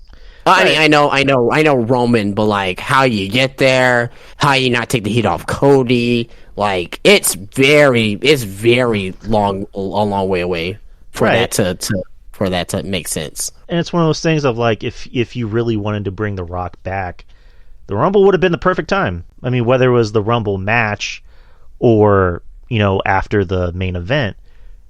But you know, I'm with your idea. Like, night one is the tag team championships, and, you know, it'll be the first time a tag team championship match main event in Mania, and that could go into the next night, which is more than likely, you know, Cody and Roman, which is, say the Usos lose, that plays a big part in Roman's, you know, headspace in the match, because I've always said is that Roman isn't really taking Cody seriously, and that's what is his downfall, because he has like a million things on his mind, because his whole thing is, you know, you guys need to put these guys out of their misery like quick, and then Kevin Owens and Sami Zayn win, and that plays a big part in the next night is Roman, you know, he's pissed off at the Usos. And he's like, you know, I'm the only one carrying this family. Go ahead. Excuse me. I'm also going to say this too as well. I obviously just said we're gonna, you know, that's why I want the Usos versus Sammy and Kevin Owens to main event night one. I don't think that's going to happen though, because there's another person out there that wants a main event, and they want to be the first two-timer main event. I'll just leave it at that, and we'll get to that when we talk about Raw. Right, and just closing it out. What were your highlights and lowlights of Mania this year, and what would be your overall grade for the Rumble? Yeah, for the just for the event in general. Overall, C plus, B minus. That's fair. Overall for the event, because like I said, it almost failed. It like if we didn't have that angle at the end, I would have considered this a failing pay-per-view due to some of the booking. However, since we had such a great, fantastic last, 30 to 45 minutes, it's a passing grade. All right. I gave it a B minus. On when I was talking to Julian, B minus. I like the men's Royal Rumble a lot more than you did. The women's I thought it picked up towards the end. And I also liked when I liked how WWE put a lot of the shit, and I don't mean that like in a ironic term, like the actual like shitty shit in the middle of the show. So the placing of the matches were fine. And then our issues with the Rumble we talked about, just placing and just little things, and also the main event I thought was really good in the afterbirth, as I call it. I thought was great storytelling. I think that kind of saved the show. I think if that didn't happen and it just ended Roman wins and he walks away, I probably would have gave it like maybe a C plus. But that kind of saved it, so I'll give it a B minus. So overall, the Rumble I enjoyed this year. I enjoyed the whole show a lot. Let's talk about Raw for a little bit, and then we'll get into the news and then NXT Vengeance. Raw was pretty good. From Raw was good. Yeah, Raw was good. I enjoyed it. They got a 2.2. I think it was either a 2.2 or 2.1, which was down from the Raw 30 show. Which, hey, it's still a 2 point. In this day and age for wrestling, getting a 2 is good. Like, it's good shit. Absolutely. They got SmackDown numbers, so it's good. The show began with Cody coming out and cutting his promo and then challenging Roman. And afterwards, the Judgment Day came out and they were talking shit. And there was a funny moment with Dom still doing the prison gimmick, and then Cody saying, Dom, are you trying to scare me straight? I just thought it was kind of funny. And Cody just saying, hey, I'm back, so how's about we have a match? And then Cody and Finn. Actually, let me just pull up the Raw match card. Let me just pull that up.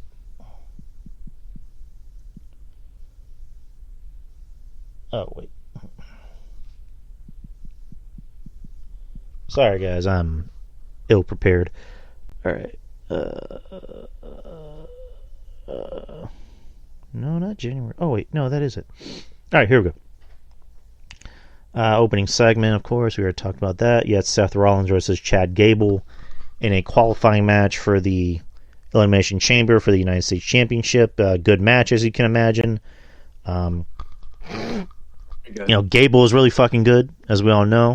He's awesome. Seth is really fucking good. And afterwards, Seth did an interview in the back where they brought up Logan Paul eliminating him. So that plants the seeds for Logan Paul versus Seth Rollins at Mania, which I'm all for that. That's going to be a really good fucking match. There's some other things I kind of want to bring up about that too as well. We're finished talking about the other matches for the Elimination Chamber. All right. Candice LeRae versus Io Sky. Decent match. Io Sky winning. Baron Corbin versus Johnny Gargano in another qualifying match. Johnny won. The VIP Lounge with MVP bringing out Austin Theory. Austin Theory talking a little shit to MVP. And Bobby Lashley comes out to kind of make the save, but he ends up sparing MVP in the process. So that's continuing to set the eventual, hopefully, the Hurt Business comeback. Miz comes out and is pissed off that he didn't get a match the night after Royal Rumble. Adam Pearce says, I have a returning opponent for you. It's Rick Boogs. So Rick Boogs is back. Looking great. Next, He's you have jacked. It's weird. That dude's so fucking jacked and he's playing a goofy gimmick. It's just like, that guy looks like he can fucking flex anybody in the locker room. So, next the gimmick. I think it's more of his. Cause he personally loves like metal and shit like that. So I like it. It's a fun character. And then they tease dissension between him and Elias because the Street Profits tell Rick Boogs, you play guitar better than anyone here. And Elias is like, really? Two famous musicians.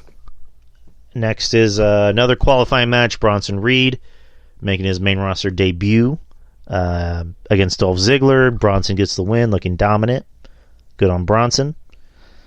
And then the main event, you have Finn Balor versus Cody Rhodes. As you can imagine, good match. This was the first time these two have ever competed against each other. Ever. And a great match. Loved it. Loved the back and forth. And of course, there was some outside shit going on. You had Edge come out with Beth to help out Cody, and of course, Edge provided a distraction against Finn. Finn tries to go for the coup de grace, misses. Cody goes for the crossroads, gets the win, and then Cody points to Edge, just basically saying thank you. There's a rumor that next week on Raw we're possibly getting a 6-man tag. Cody and Edge and Beth Phoenix versus Rhea, Finn, and I believe Dominic or Damian Priest. I don't know. It's just a rumor, but I will save that. I thought about that too, but I'll save that to Elimination Chamber. Yeah, fine. I mean, because that spot looks like it would be probably for Ray, but I mean, we don't know how long Ray is going to be, and also Ray isn't exactly a spring chicken. So, yeah. But overall, I thought Raw was really good, really enjoyable. Nice, solid show the night after Royal Rumble. You're setting up possible feuds. But you wanted to talk about Seth and Logan Paul's possible match. So two things. First, we'll talk about Rhea Ripley choosing Charlotte Flair. Okay. Yeah. How much you want to bet that the main event of WrestleMania Night 1 is going to be Rhea Ripley and Charlotte Flair? Only because Charlotte Flair wants to be the first woman in WWE history to main event to WrestleMania. I mean, first let me talk about... Tell me what I'm telling a lie. Well, I mean, would it shock me? Not really, because... Okay. I don't hate Charlotte the way a lot of people... I don't hate her either, but I'm just saying that... Well, yeah, I was trying to... Well, like, I don't hate Charlotte the way most people pretend that they do. I know Charlotte's great. She's probably the best woman wrestler, like, not just today, but maybe of all time. It's just personal preference. I wanted to see Rhea and Bianca, but it seems like maybe they want to save that for next year at Mania, since next year is going to be WrestleMania 40. And the reason that Rhea give was perfectly fine. It made sense. I'll give it that. So just looking back on it, because I got caught up in the moment of like, I don't want to see this match, but this is obviously going to be a great match because their Mania match from, the empty arena, WrestleMania match was the best match of Mania, by far. So from a storyline perspective, it makes sense that Rhea has been thinking about this for 2 years, or no, 3 years actually. Yeah, 3 years now. Yeah. And she wants Charlotte. She wants to close the book on that because it's been eating at her. So I'm fine with that. This is going to be a great match, nonetheless. Will it main event Mania? It wouldn't shock me because because to me it's like, Charlotte, was she needed in that main event? We get Ronda Rousey and Becky Lynch. Was she needed in that main event at that WrestleMania? No, she wasn't. Somehow she got in it. And somehow she's going to weasel her way to another main event. Because, again, I think it's a number of things, but I think she... I won't say... She definitely has influence backstage. That's obvious. So, I don't know. I won't necessarily agree with it. I don't think it needs to be a main event match. Even though this match is going to be good. It's going to be great. It's going to be great. Great match. But again, I don't think it's... The story is not as strong as Sami Zayn, Usos, and Kevin Owens. Yeah, you're right. You know what I mean? The story is... Like, yeah, you got the story there already, but the story is not going to be as strong. You're talking about one of the once-in-a-lifetime storylines. Both pieces of that should be in the main event for both nights. Period. Right. Like, I don't want to hear Brock Lesnar and, Bobby Lashley. I don't want to hear Logan Paul and Seth Rollins being possible main events. There's only 2 main events. the Canadian guys, Sami Zayn and Kevin Owens versus the Usos. Night 1, night 2, Cody and Roman. Period. I don't want to hear anything else. No possibilities. That should be the two main events. But what I think is going to happen, I think Charlotte and Rhea Ripley is going to sneak in there on night 1 to main event, which is going to be, to me, unfortunate because they don't deserve that spot. Right. I mean, it's still a compelling storyline in a sense where, this has been eating away at Rhea. But yeah, I get you, because like the biggest storyline, not just in the WWE but in wrestling, is just the Bloodline storyline. So the past 10 years. Yeah, it makes more sense. It makes more sense where it's like the Bloodline is taking over Mania. Yeah, and absolutely. And also that's another feather in Kevin Owens' cap is I main evented WrestleMania 2 years in a row. 2 years in a row. There you go. Yeah, so there you go, and I'm fine with that. Logan Paul and Seth Rollins, I'm fine with that. Another thing about Logan Paul is just like what else has been said that hasn't been said. He's really fucking good. For someone who's only had 4 matches, who gets it. It's just they need to pay him whatever he wants, whatever money he wants, pay him. Try to get him for as many dates as you can, and also he needs to be a heel. He needs to be a heel. He can't be a face. It's just people already hate him. I mean, when he came out, they were cheering him for the shit he did, like, the spots, but it's just they were booing him because naturally he's a heel. Right. I mean, because Cody Rhodes was on his podcast recently, and there was a bit where they were talking about going to Japan, and Cody just looks at Logan and he goes, "Oh, I forgot you're not allowed in Japan." And then Logan just goes, "Ah, yeah, thank you for reminding me." But yeah, Logan needs to be a heel. He works better as a heel. So that's just me. But yeah, Logan and Seth, that's gonna be a banger, as Sheamus would say. It is. But I mean, you look at the possible matches for Mania that are lined up. Like, it's stacked up to be a fucking great card. Fuck, Seth, Logan. I mean, Roman and Cody, I think, is gonna be great. The tag team title match is gonna be great. Rhea and Charlotte. I mean, fuck, we might even. There's a rumor we might even get Bianca and Asuka in Mania. That's gonna be a fucking. Yeah, that's obvious. Like just look at the fucking Elimination Chamber match that's there. Like Liv Morgan ain't winning. She's on SmackDown. Nikki Cross ain't winning. Well, it makes sense. Raquel Rodriguez ain't winning. She's on SmackDown. Then you have the other two. The other two ain't gonna fucking matter. You have like Carmella and fucking Piper Niven. Asuka. Asuka's gonna be the one, and this will be a perfect way to get Asuka back into this. Potentially has a chance of having Asuka doing like her whole undefeated gimmick again. Oh yeah, I'm here for that. I want to see that. Me too. Another match is kind of rumored, which depending on how fast you can. Now to I'm sorry, but to go back to Seth and Logan Paul real quick. Uh-huh. Remember what I said a long time ago about Logan Paul, WrestleMania? What'd you say?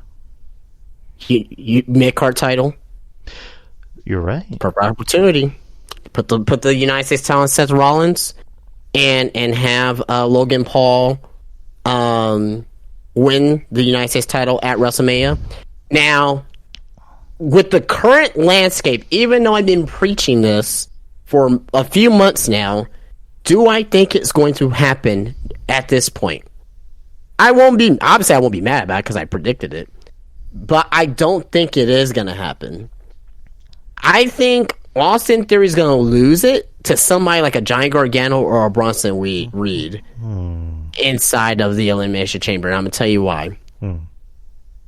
Seth Rollins versus Logan Paul doesn't need a title. It doesn't. To me, I don't think it really does need a title. Personally, Austin Theory versus John Cena doesn't need a title. I don't think it needs a title. It'd be good if he has it, but I don't think it needs a title. I think that you get the title on like a Johnny Gargano or Bronson Reed or whoever the two wrestlers are, maybe Johnny Gargano or Bronson Reed. We don't know the stats of Tommaso Ciampa. Maybe that can, let's say Gargano wins. Maybe Ciampa comes back in time, has a feud with Johnny Gargano, right? and maybe they have a match at WrestleMania. You know, Triple H wants to do that feud on the main roster. Mm-hmm. You know he wants to do it. You know, like there's two things I know that Triple H wants to do, because Johnny Gargano right now, he's like Karrion Kross. Right. Just like Karrion Kross right now. Not living up to expectations, not really his fault. But again, I'm thinking it was more because of Ciampa's injury that kind of slowed it down, because I think they were probably going to put DIY back together and have them as a tag team.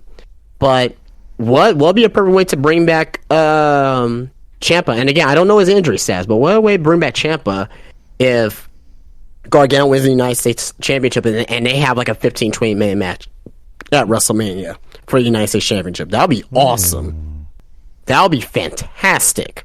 Yeah. And again, that'll get Johnny on the card. That'll get another I won't say Johnny's young, I won't say Ciampa's young, but that'll get new faces on the card. Because again, Rollins and Logan Paul doesn't need a title. Austin Theory and John Cena doesn't need to involve a title for that match to go off. It's not even going to be about like Cena and Theory. It's not even going to be about the United States title. It's just going to be about passing the torch type of situation. You know what I mean? So I think I'll go with that. I don't know what your thoughts are about that, or what would you do in that situation. No, I mean, you're right. Where like Logan and Seth's match doesn't necessarily need a title. I mean, it makes things interesting because it will play into what you were pitching, a few months ago. Is that eventually, let's put a belt on Logan and absolutely see what we can do with that. But it doesn't. But if it doesn't have a title, it's not really going to hurt the match. Cena in theory doesn't need a title because we know Cena isn't going to win a championship again, and at this point, the point is we're pushing Theory like a top guy again, but we're pushing him a lot better. We're not making him look like a joke.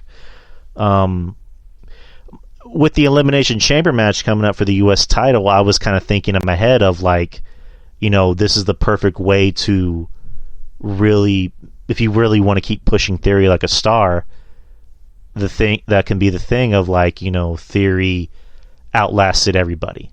And you can do the whole thing of like Theory somehow managed to be the last guy to enter in the chamber match. Like you really want to make him look like this shit faced, scumbag, kid that you want to punch in the face. Like do that, but you're still making him look strong. But I'm kind of digging your idea of like, if Johnny Gargano, let's say Johnny Gargano does win, that could mean maybe Ciampa is coming back rather sooner than later. And Triple H loves Gargano. Like, oh yeah, like even Gargano says that Triple H is one of his wrestling dad, along with Shawn Michaels, and then same thing with Ciampa. And I'm pretty sure that's a match he's always won on the main roster. And absolutely. now that he has the pen, as they say, he can get that match on Mania. So I don't know. I'm liking your idea. Like I'm looking forward to Elimination Chamber for numerous reasons, but just to see what happens in this match if Theory wins, it's like okay, so we're gonna still get Theory and Cena possibly, which another report about Cena is that he's filming a movie around that time, so he's not sure if he's gonna make the trip. And if he doesn't, that's fine. You can still find something else for Theory, but that was kind of the big money match for him. I think it's gonna happen because Theory's really been teasing it. He's been saying like the champ. He's saying the champ is here. Not last night, but on Monday on Raw, he says, I got ruthless aggression or whatever the case may be. So he's been teasing it. Suddenly he's been teasing it, and I don't think WWE. I think WWE will put a stop to it. Like, stop teasing. Stop saying, Cena's lines and things. I think they would have put a stop to that if it wasn't going to happen or if it's not in the works. You know what I mean? So, on NoDQ.com, Cena's WWE status heading into Mania. United States Champion Austin Theory has been using John Cena as the champ is here catchphrase on television in recent weeks, and a segment was reportedly filmed with them on December 30th, 2022. That hasn't even aired yet. While Cena is expected to be part of WrestleMania this year, his appearances on television leading up to the event will likely be limited due to his current movie project. Variety.com reported that Cena and co-star Zac Efron arrived in Melbourne, Australia to start filming Peter Farley's Rick Stanicky. Production will be taking place through February. I don't fucking know. Production will be taking place through February and March, which should make Cena available in time for Mania. So there you go. It is believed that Cena's schedule and lack of time. It's believed that Cena's schedule and lack of time to prepare was a factor in WWE going with Cena versus Theory instead of Cena versus Logan Paul. So I guess I was wrong, but it looks like they are still going with Cena and Theory. It's just he might have limited, I guess, TV show appearances heading into Mania. That's fine. But yeah, looking forward to it. Mania is gonna be huge this year. It's gonna be huge. It's gonna be fantastic. I guess, do you want to get into NXT Vengeance Day, or do you want to talk about the news first? We can get into Vengeance Day. All right, so Vengeance Day is going to be this Saturday at the Spectrum Center in Charlotte, North Carolina. Again, going like I was mentioning about Rumble being damn near sold out and Elimination Chamber being damn near sold out. This event is damn near sold out. Which I'm a little surprised. The only reason I'm saying I'm a little surprised is because I didn't think that many people will come out to an NXT event. This current iteration of NXT, because the reign's been okay, but like I would have figured that they would probably try something a little bit smaller, because like here we have the AT&T Center, then we have a Freeman Coliseum, right, the Freeman right next door, right? Like I figured that they'll try the Freeman. Like side Freeman, because the Spectrum Arena, that's where the Charlotte Hornets play. So it's like the size of an AT&T. So I figured they will try something a little bit smaller, but I'm not mad about it. I'm happy. I'm very happy about it, because you know how fond I am of NXT. So right. So yeah, very good.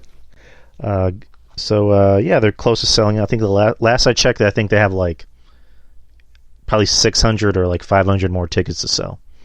Very good. So good for them. But NXT this Saturday, NXT Vengeance Day, there are 6 matches on the card, which is usually more than the typical NXT event, but it's their first big event on the road, which I'm happy about. So let's get into it. You have Roxanne Perez defending the NXT Women's Championship in a triple threat versus Gigi Dolan and JC Jane. Roxanne Perez wins. Right. That's all I can really say. Should be a good match. Very good match, but Roxanne Perez wins here. I don't know if now we kind of talked about, I brought up the idea of Chelsea Green heading Toxic Attraction, right? Is Mandy Rose in the cards coming back? I don't know. We don't know, right? But to me, if Mandy Rose comes back, that's kind of I would love to say, don't get me wrong, but like it's kind of like we're back to square one, and like Toxic Attraction really should be going up to the main roster, and it's like back to square one. You know what I mean? So yeah, it's just gonna be one of those matches where the face is is in the odds against the team, and the team is end up gonna turn on each other. It's a typical triple threat match that we've seen plenty of times. So, but Roxanne should win in a possibly a good match.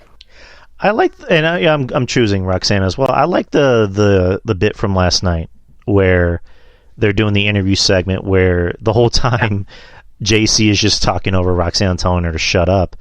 And I thought JC was like the best part of the segment, because she just showed like she has charisma too. And I don't know, like I've said it before, like I have everyone Toxic Attraction, I prefer JC, because I don't know, just JC seems more my speed. You know what I mean? Because like again, we can talk about GG all day long, and we talk about those yams, which again I can't fault her for that. But I don't know, JC seems more my speed, personally to me, and she was really good in this segment. And then Roxanne, yeah, she's barely 21, and for someone who's this young, she's really good, but she's still green. But last night in that segment, she kind of showed me something that, I don't know if this was just me, I don't know if you focus on things like this, but like I was looking at her facials during that segment, like the whole time JC and Gigi are talking over and telling her to shut up. Like she's making these like facials and not like I'm pretending to be mad, but I legit look like I'm pissed off, kind of face. And I'm like, I don't know, that impressed me. I was like, all right, she's slowly getting just the little things in wrestling and not just the wrestling part. So I like that segment. She's been very good at her facials. It's just that when words come out of her mouth, like it just doesn't sound too good. But yeah, she's still young. She'll get there. She very much still does kind of the I'm happy to be here. Yay! I love everybody. I love kittens and puppies and Jesus and stuff like that. But I think she'll Jesus. I'm just naming things that people like. I don't know, but I was cackling like whenever she flew at JC and just started attacking both of them. But that was a good segment. But yeah, Roxanne's winning, and this should be a good match. Next, you have a tag team championship for the women's. Katana Chance and Kaden Carter versus Fallon Henley and Kiana James with Josh Briggs and Brooks Jensen. Champs win. Love me some Kiana James. And you know how I feel about her. But yeah, this is really just it really obviously Kiana James is really trying to use Brooke Jensen for for that whole storyline about the bar and all that shit. I just think that the storyline is gonna play out in this match, and the champs are gonna win. Yeah, I'm picking the champs to win. I mean, it should be a fine match, and I love Kiana James. She looks good. Next is a singles match. You have Apollo Crews versus Carmelo Hayes in a 2 out of 3 falls match. I'm sorry, not a singles match, a 2 out of 3 falls match. Carmelo Hayes wins. Gonna be a damn good match. Probably one of the best matches of the night for sure. At least top 2. I don't see now again with Carmelo, right? Like if Carmelo wins, I see Braun Breaker winning, and then maybe you'll finally get Melo versus Breaker for the NXT Championship.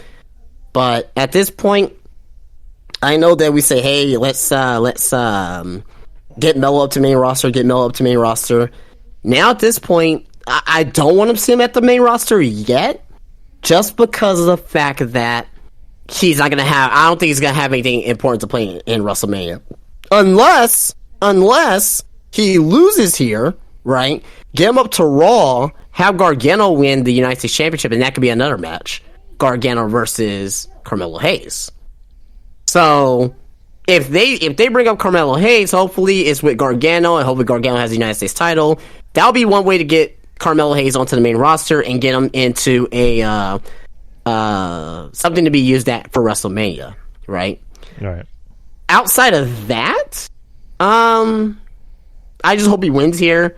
And if they're not going to use him for WrestleMania, they don't have any ideas immediately on the main roster, then just have him go up against Braun Breaker. So there's a lot of things that can happen with this show that can be the future for NXT and the future for the main roster. So we'll have to wait and see. I think with Carmelo, it's kind of the opposite. I would choose it like, the match that I think we're kind of all pining for is, Carmelo and Braun, and, take that title off of Braun and put him on the main roster, because it's just, at this point, what else are you going to have left for Braun if he ends up beating Carmelo? He has 2 potential opponents left: Carmelo Hayes, Dragon Lee. Well, no. I was saying the possible NXT takeover, Mania weekend main event, being Braun and Carmelo. Let's say Braun wins. Okay, who else does he have left? It's just I would like to see that on Mania weekend. I wouldn't, but I don't think they're doing a pay-per-view on Mania weekend. So. Or at least they haven't announced it yet, so I'll be okay with that. But I don't know. We'll just have to see on how they get there. We'll see. All right. Well, I mean, because again, my point is, I'll save it for the main event. But yeah, I'm going for Hayes. This should be a good match. There's no reason why it shouldn't be a good match. Next is a fatal 4-way tag match for the NXT Tag Championships. New Day the Champs versus Gallus, Pretty Deadly, and Chase University. Yeah. New Day should win. Gallus, fantastic tag team, great in fucking NXT UK.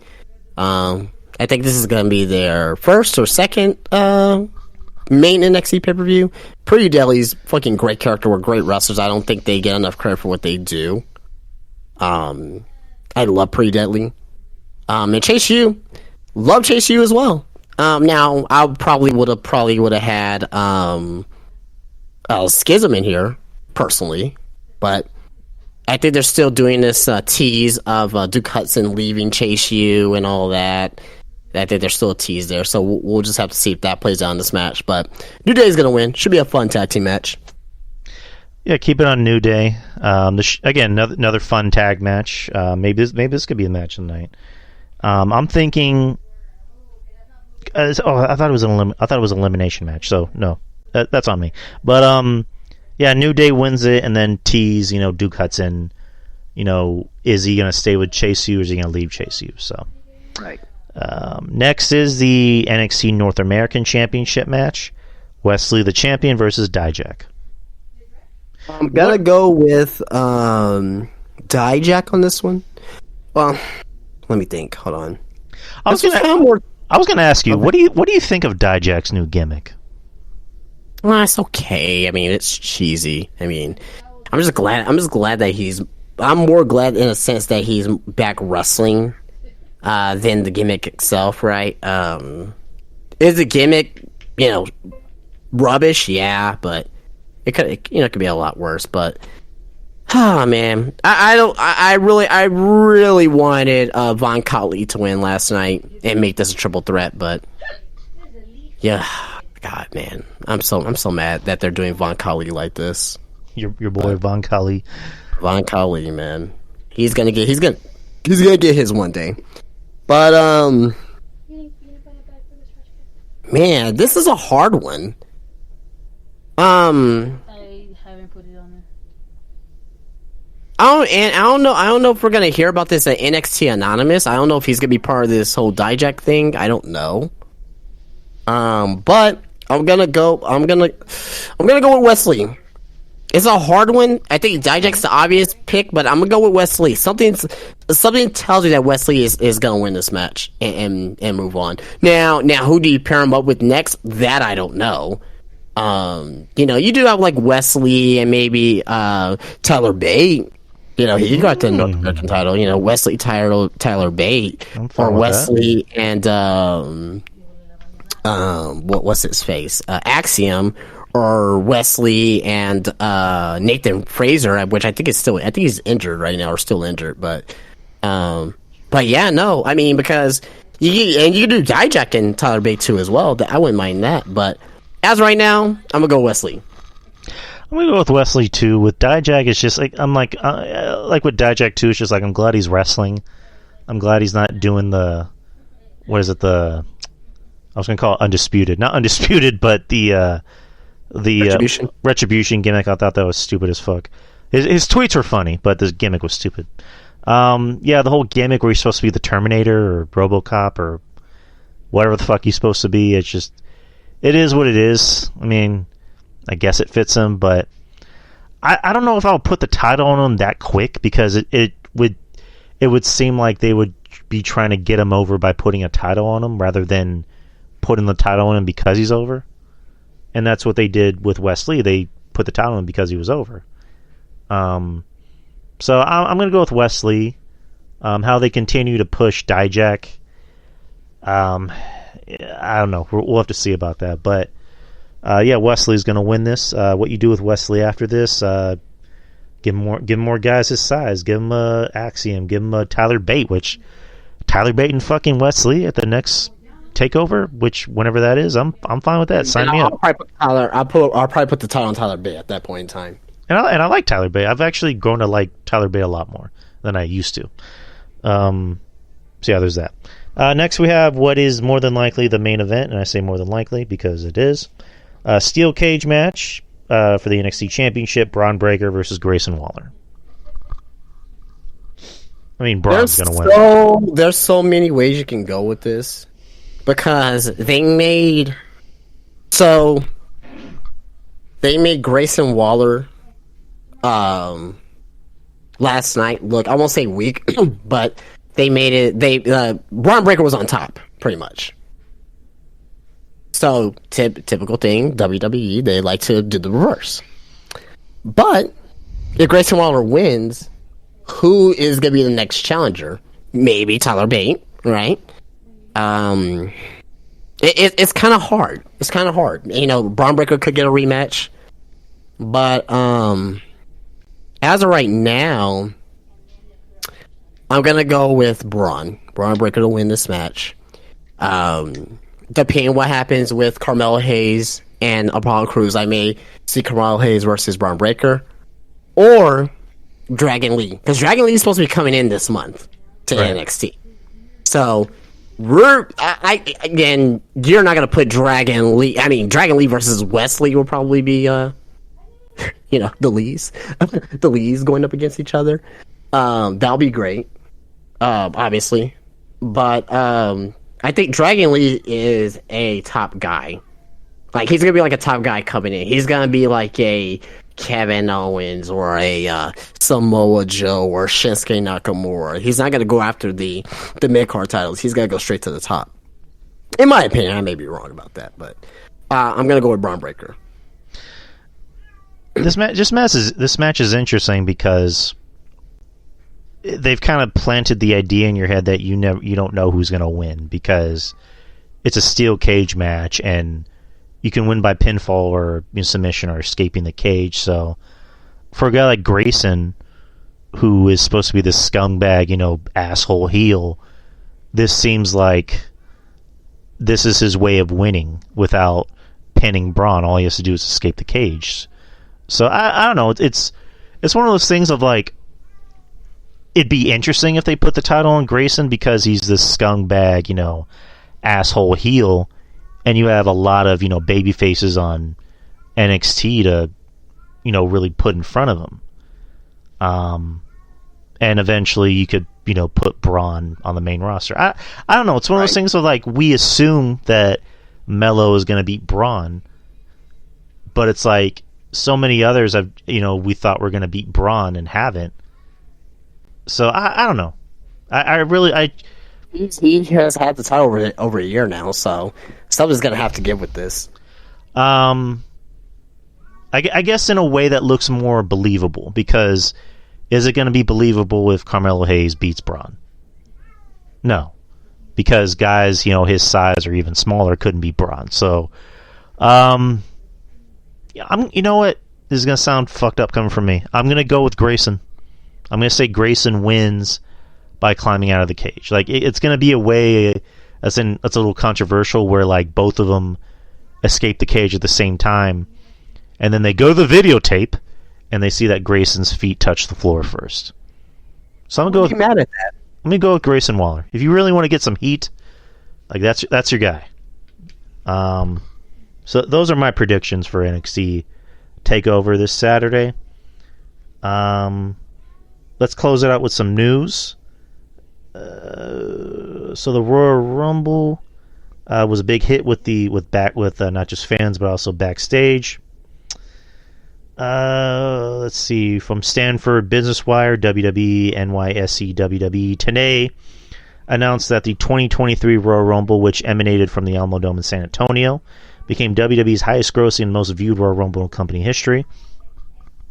The event set a new all-time gate record at more than 7.7 million, far surpassing the previous Royal Rumble high in 2017 by more than 50%. Viewership of the event saw a 52% increase versus the previous record set in 2022. In addition, the 2023 Rumble broke all-time venue merchandise and sponsorship records. Merchandise sales were up 135% versus the record set in 2022. Royal Rumble sponsorship venue was up nearly 200% versus 2022 and featured the first ever sponsored Mountain Dew Pitch Black match. Oof. Or not, well, they didn't say, or first ever sponsored match, Mountain Dew Pitch Black, and a sponsored countdown clock from Applebee's. Oh, I forgot about that. And Is there more shit? Oh yeah, on social, the Roman Reigns Sami Zayn videos generated 20 million plus views all across WWE platforms and became the most viewed WWE clip of 2023. Additional highlights included Logan Paul and Ricochet's high-flying collision, which amassed 26.5 million views across WWE and Paul's platforms, and the launch of Reigns' TikTok, which netted 100k followers in the first 24 hours. So Royal Rumble brought in the big bucks and the big views. Yep. Shout out San Antonio. Great job by San Antonians. Yeah, good on San Antonio. We did it, guys. We did it. The Rock reportedly leaves. And that just shows you how big of a wrestling city this really is, too. So, fuck, imagine if we got Mania. Just imagine that. Yeah. We'll fill up the whole fucking arena. It won't happen. Yeah. I hope so. I mean, a boy can dream. The Rock reportedly leaves door open for WWE WrestleMania 40 match. Dave Meltzer noted on today's Wrestling Observer Radio that The Rock has left the door open, and Rock indicating that he won't have enough time to get into ring shape, which I guess kind of makes sense because, we both know there's a difference between getting into movie shape and wrestling shape, and The Rock hasn't had a match since that, I guess, 12-second match at Mania from 2016. Yeah. Which, I guess you want to call that a match. It still counts as a match, but... It's literally just a rock bottom. That's it. But, I guess you don't want to rush The Rock. You're going to want to build this up for next year since it's the 40th anniversary. Where's WrestleMania going to be next year? Philly. Yeah, so there you go. They're possibly going to win a fucking Super Bowl, those fuckers, and now they're going to get Mania. Yeah, kill me. Kill me now. Other news, Pat McAfee addresses WWE return at the Royal Rumble. McAfee left on September 7th to cover ESPN's College Game Day. Following his appearance at the Rumble, McAfee took to Twitter to express his emotions and thanked the WWE Universe for a huge standing ovation. He remained on commentary for the entire 4+ hour Royal Rumble event. And then McAfee's comeback was a complete surprise to Cole and Graves. So their reaction was genuine. So it's nice to see Pat back. We love Pat. Yeah. Yeah. Reaction was genuine because Michael Cole was like, I just faced him earlier today. So there you go. Charlotte Flair reveals when she found out she was winning WWE SmackDown title. She was talking to... Who the fuck was she talking to? Ryan Satin.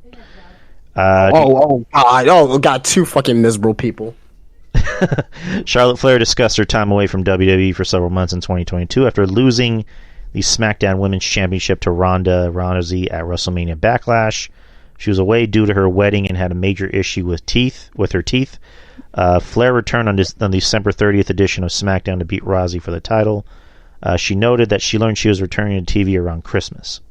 Right around Christmas, I really wanted to come back at Survivor Series, but I had just finished getting my last stitches out. So he was like, don't push it. I got the green light the week of New Year's, she said. She also said she didn't know she was winning the title until the day of SmackDown. I didn't find out I was winning the title until I got there. I didn't have gear with me. My amazing cleaning lady brought me my gear. I should have known better. I'm coming to a wrestling show. I just brought my outfit. I thought it was just going to be a walkout surprise, but because I'd been gone for so long, I really didn't need to be any major fireworks. I don't know if that's a sentence, but when I got there, they were like, you need your gear. I got the call at maybe 5-ish that I needed gear. Right before I got to the arena. She got to the arena around 7:15. I mean, it was a surprise to us because we were covering that live. you can tell it was booked, on the day of. So there you go. But good on Charlotte. Nice to see her back. Sure. Report: Matt Riddle no longer in rehab. Matt Riddle was last seen on WWE television on December 12th after being attacked by Solo Sikoa, and then failed the wellness policy. The Wrestling Observer newsletter is reporting that Riddle is out of rehab and got his Brazilian Jiu-Jitsu black belt this past week. He's been training under Royce Gracie. WWE announced Riddle would be out of action for 6 weeks following the attack angle. This would have made him eligible to enter the Men's Royal Rumble match tomorrow night.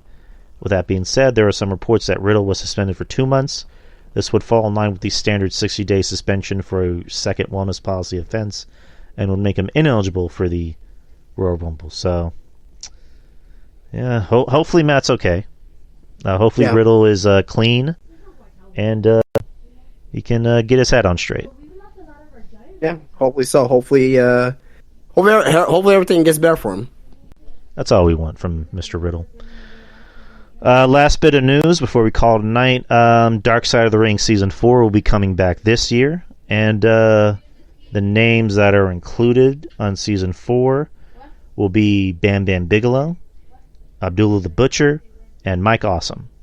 It's being said that Mick Foley, Jim Cornette, Terry Funk, and Hacksaw Jim Duggan have all been interviewed for upcoming episodes. So those are the 3. And, I'm hoping it's not just those 3, but then again, it's just, at this point, they've kind of already covered everything there is to cover with, a lot of wrestling tragedies, so I don't know, what do you think? I'm fine with that, for sure. I mean, there's a lot more that they can do. That I think will be great, but yeah, I'm not gonna complain about it because Dark Side of the Ring is really good TV. That I can say, So, what is your favorite Dark Side of the Ring episode if you remember? The Benoit thing was, probably the bigger one. I don't want to say I liked watching it because it's depressing, but it's one of the more interesting ones. The Pillman one, the Nick Gage one was interesting. It was interesting for the wrong reasons, because you had Moxley on there just like giddy as a schoolgirl talking about his hero Nick Gage. Let's see what else. The Von Erichs was interesting. Mine was like New Jack, Brawl for All. That was fun. Dino Bravo. Gino Hernandez. Dynamite King. Or Kid, I mean. Yeah, Dynamite Kid. Yeah, that was going too. Yeah, so. Yeah, they have other ones that they can do out there. That will make sense. But I don't think a lot of people will like actually end up watching them. You know what I mean? Because I can't say that because they fucking did shit on Frontier FMW. You know what I mean? They did the collision in Korea. You know what I mean? So which that one was kind of not that interesting because it's like when you think of Dark Side of the Ring, you think of the dark side of wrestling. That wasn't really a dark side type of episode because nothing really like scandalous came out of that episode. What do you mean for Collision in Korea? Yeah, nothing too scandalous. The only like dark-ish thing you can think of was when like the government or whoever was like listening in on Scott Norton's phone. But other than that, it's just... Yeah, but you gotta think about it, too. It's like they're like in a fucking dictatorship country, too, as well. And people are fucking forced to go to these shows and...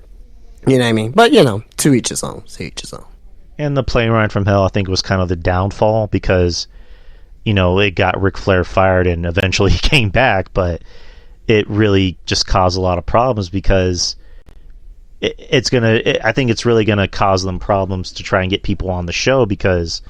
ended up costing Tommy Dreamer's job at Impact, and you're gonna have people that are gonna want to not say anything bad about WWE, and also kind of like exposed the creators, like I guess their historian persona that they like to portray is like there was a lot of inaccuracies about the Plane Iron from Hell episode apparently because right.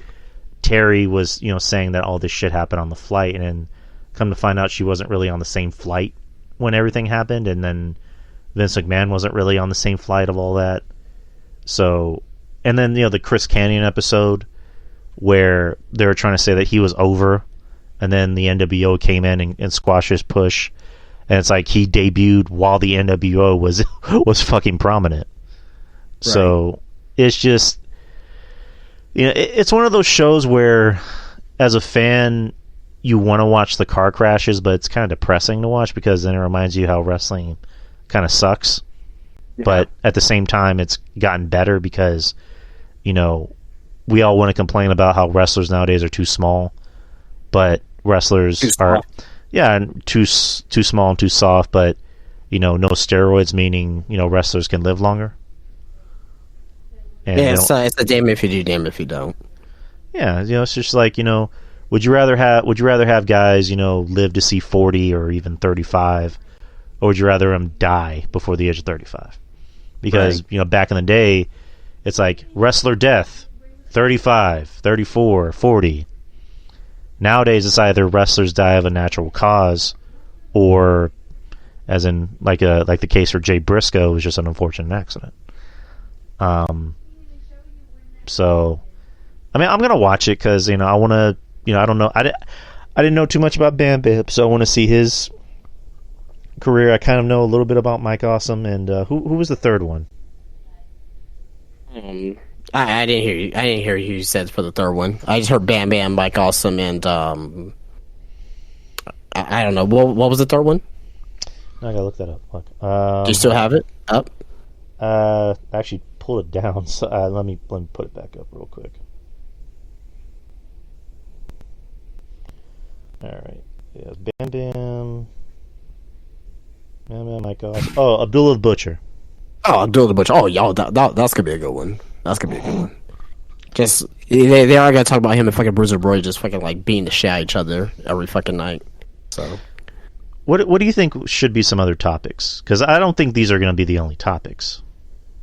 You can probably do like the Click. I don't know how. They can still do it, but obviously there's gonna be a lot of people who are not gonna be able to be there, right? I mean, but was that really a dark side thing, though? I mean, would you really call that the dark side of the ring? The Click? Yes. The Click? Yes, absolutely. Because you gotta think about it. A lot of these guys, they were like they're doing somas and the chain, because even like Dark Side Ring. Okay, Brawl for All wasn't really like a Dark Side Ring. It was just like a stupid gimmick that was in WWF, right?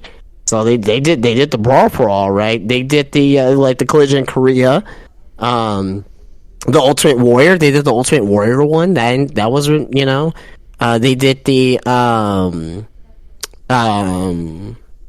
I guess Playground from Hell. I guess you could like Extreme Pro Wrestling. So there's ones that they do that's kind of a little bit off-putting. Like Bam Bam Bigelow. Like, he didn't really have much of a controversial career. You know what I mean? Abdul the Butcher, yes. And Chris, who was the other one? It wasn't Chris Kane. It was Mike Awesome. Mike Awesome. He didn't really have anything too controversial either. You know what I mean? Other than like fucking leaving ECW when he was still the champion. Well, he killed himself. Well, I mean that too, but a lot of guys kill themselves and haven't had Dark Side Rings yet. Okay, I mean, we haven't seen fucking Lance Cade yet. Maybe that could be a fucking episode at this point. I don't know. Or Test, or Test, maybe, I don't know. Yeah.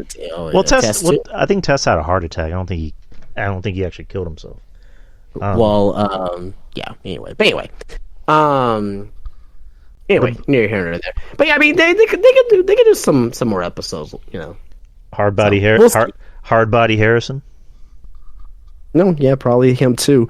I'm trying to think of I mean, they already did like stories from the territories that would too that they've done. So yeah, so some of those have been taken up too already in a way. I'm trying to think of more. What about Art Bar? Art Bar, that's a good one. I mean, because his time, not just his death, but apparently he had a underage or statutory rape cause. Yeah. Yeah. Yeah. That's not good. I mean, I hate to end the show on rape, but yeah, rape.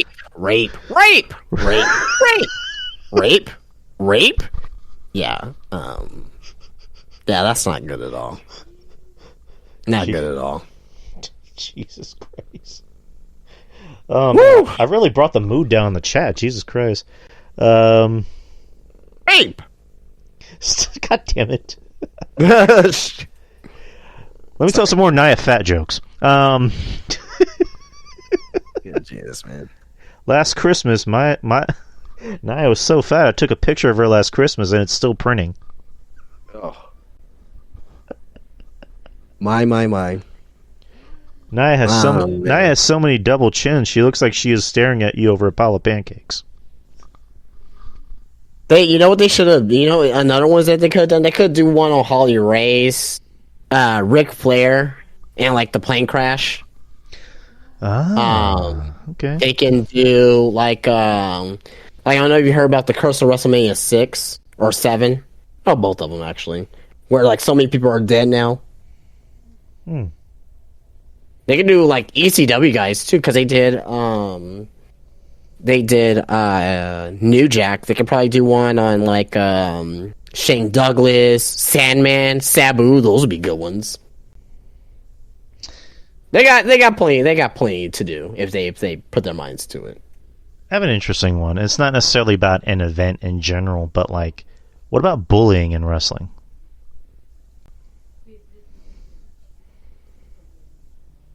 Yeah, I don't know about that. I mean, like stories about bullying in wrestling, like, you know, Hardcore Holly, JBL. Yeah, I guess that could be an episode there. But what about 2019 Crown Jewel? Jesus Christ! And they were just on the tarmac. Like who are you gonna get for that though? Hey man, there's some people who can talk about it. Black Saturday, that would be a good one. Black Saturday. NWO sold out. Huh? WCW sold out from '97. No, that'll be terrible. Yeah, no. I think Black Saturday is probably a realistic one. Scott Hall. Yeah. That'll be one. Yeah. I mean, I think they'll probably. Oh, sorry, go ahead. I was gonna say his kind of had a happy ending because he got his life together. I mean, yeah, but but we know how it ends, so it's not a happy ending. You know. I mean, I was gonna say Eddie, but they already talked about it on the Benoit thing. Yeah. Eddie was basically episode 1 of the Benoit. Yeah, it's just like we don't need to be reminded of losing Eddie again because it was already sad the first time, and then it was sad again when we had to rewatch it. So I don't need to see Chavo losing his shit on TV again. So don't need to see. What about You're gonna like this one here. Okay. What about the formation of the Elite? Oh, Jesus Christ. What about the AEW All Out Media Scrum? hey, maybe in 5 years from now, that'll be a musty episode. Just have Jim Cornette just talking about how much he hates the Elite. That'll be amazing. Oh, man, Jim Cornette's the best. That would be amazing, man. That would be amazing. I'm not going to lie. But, yeah, that's all the show. We did 2 hours and 34 minutes. We had a nice little packed show. Didn't feel like 2.5 hours, if I'm being honest. Nope. Went by pretty smoothly. But Justin, as always, thank you for joining me on this voyage tonight. And go ahead and plug your stuff. Yeah. Obviously, guys know me, Spinebuster Tees and SpinebusterTees.com. Plenty of shirts out there for you guys to take a look at and purchase. Shirts like the Just Enjoy Wrestling t-shirt, the original Just Enjoy Wrestling t-shirt, Job of the Year Hardcore Wrestling t-shirt, match types of pro wrestling, weapons of pro wrestling t-shirts, all out there. The everything is lucha t-shirt as well. So Spinebuster Tees, spinebustertees.com. I'll put in the chat here for you guys to go visit the website. I did get a little bit of money over the weekend. I played a little bit of DraftKings, and I won almost $3,000 Oh, shit. on DraftKings this past weekend. So yeah, so I'm gonna be using that money towards maybe getting the store open a little bit sooner than I anticipated. So I was anticipating July. Now I may be anticipating maybe April, May, maybe. So we'll see. We'll see how it goes. You know, I'm not making any promises, but yeah, man, it's yeah, kind of lucked into that. So yeah, very, very excited. But yeah, Spinebuster Tees and spinebustertees.com. Visit today. Where are you opening the store again? What's the location? It'll be at where Crossroads Mall was at. Oh. They have a lot, and the funny thing is they have like a lot of conventions there as well. Like they had like the where I told you where I saw like Ted DiBiase and the Izzy Chick and all that. It was there. It was there inside that mall. So they have a lot of festivals and events. They have a lot of like comic book conventions and pop figure conventions and horror conventions. So like it's a mall that doesn't, like, without the conventions, I think that mall is dead. But since they do get a lot of conventions, like maybe like once or twice a month, it's always like busy in some capacity. So yeah, man, it's gonna be pretty exciting, man. I can't wait for it to happen, man. I'm like right now, I'm getting close to 300 pop figures, almost 200 action figures. This week I'm gonna start buying a lot of t-shirts to have inside the mall, inside my shop. Then I'm gonna buy pay-per-view posters as well. So, print out pay-per-view posters, I should say, because I have a shit ton of pay-per-view posters that I think a lot of people will really want to see. So like things from like TLC 2011 poster, WWE, Evolution, the NXT Takeover posters like WrestleMania 5 and ECW posters, AEW posters. It's gonna be a wet dream of posters. Like, oh shit, like I need to buy one. And yeah, it's gonna be fun. I'm gonna love it. Yeah, I'm gonna be there day one when you open. Yeah. So yeah, well, I'll let you know. And you guys better be there too. Support my boy. Be there, be square.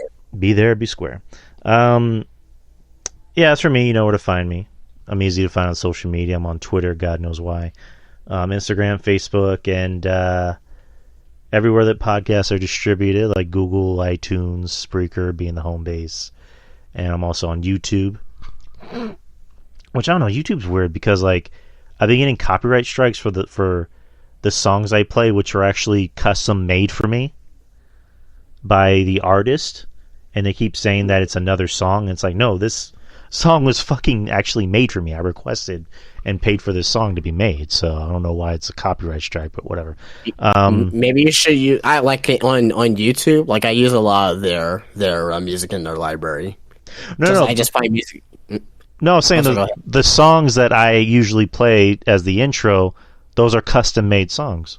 Those aren't like those aren't like songs from like, big I don't want to say big time to sound like an asshole, but like those aren't like songs from like artists. I'm not like they're not it's not copyright. It's not a copyright. Like these are songs made by either Yuck Nasty or my friend Anthony. So I don't know why it's saying it's a copyright strike, and so I don't know. I'm not getting paid by YouTube. I mean, I don't even have enough subscribers to get monetized by YouTube, but whatever. I mean, it'd be nice if I did. I just need like I need 1,000 subscribers on YouTube at least, so I can get money from them. But Oh yeah, we need to get you there, man. We need to get you there. So subscribe to my YouTube, get those numbers up, get into 1,000 at least. Yeah. And Patreon. Speaking of money, Patreon is $5 a month. You get some good shit. You get this show ad free. You get the ad free uncut version the day before the show usually comes out on Friday. You get other shows I do with Ruben Prime, which I need to text him and see what we're gonna do for our next show because we have some nice juicy topics lined up.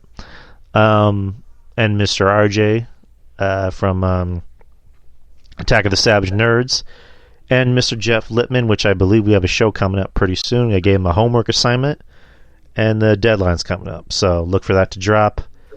And Patreon, $5 a month. I do another show on Sunday. It's not live, but we record it on Anchor, and it gets uploaded rather quickly.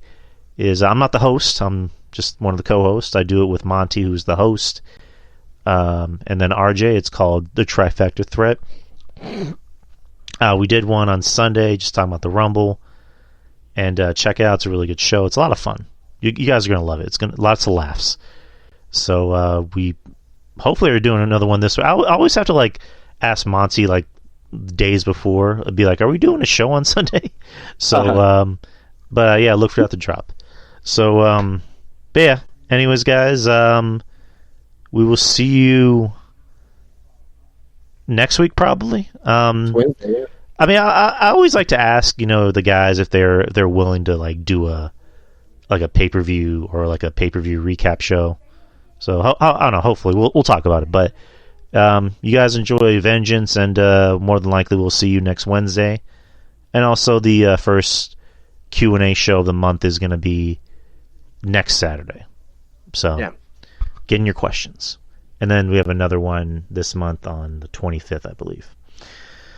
So anyways, guys, take care. Have a good week. And peace. Peace out.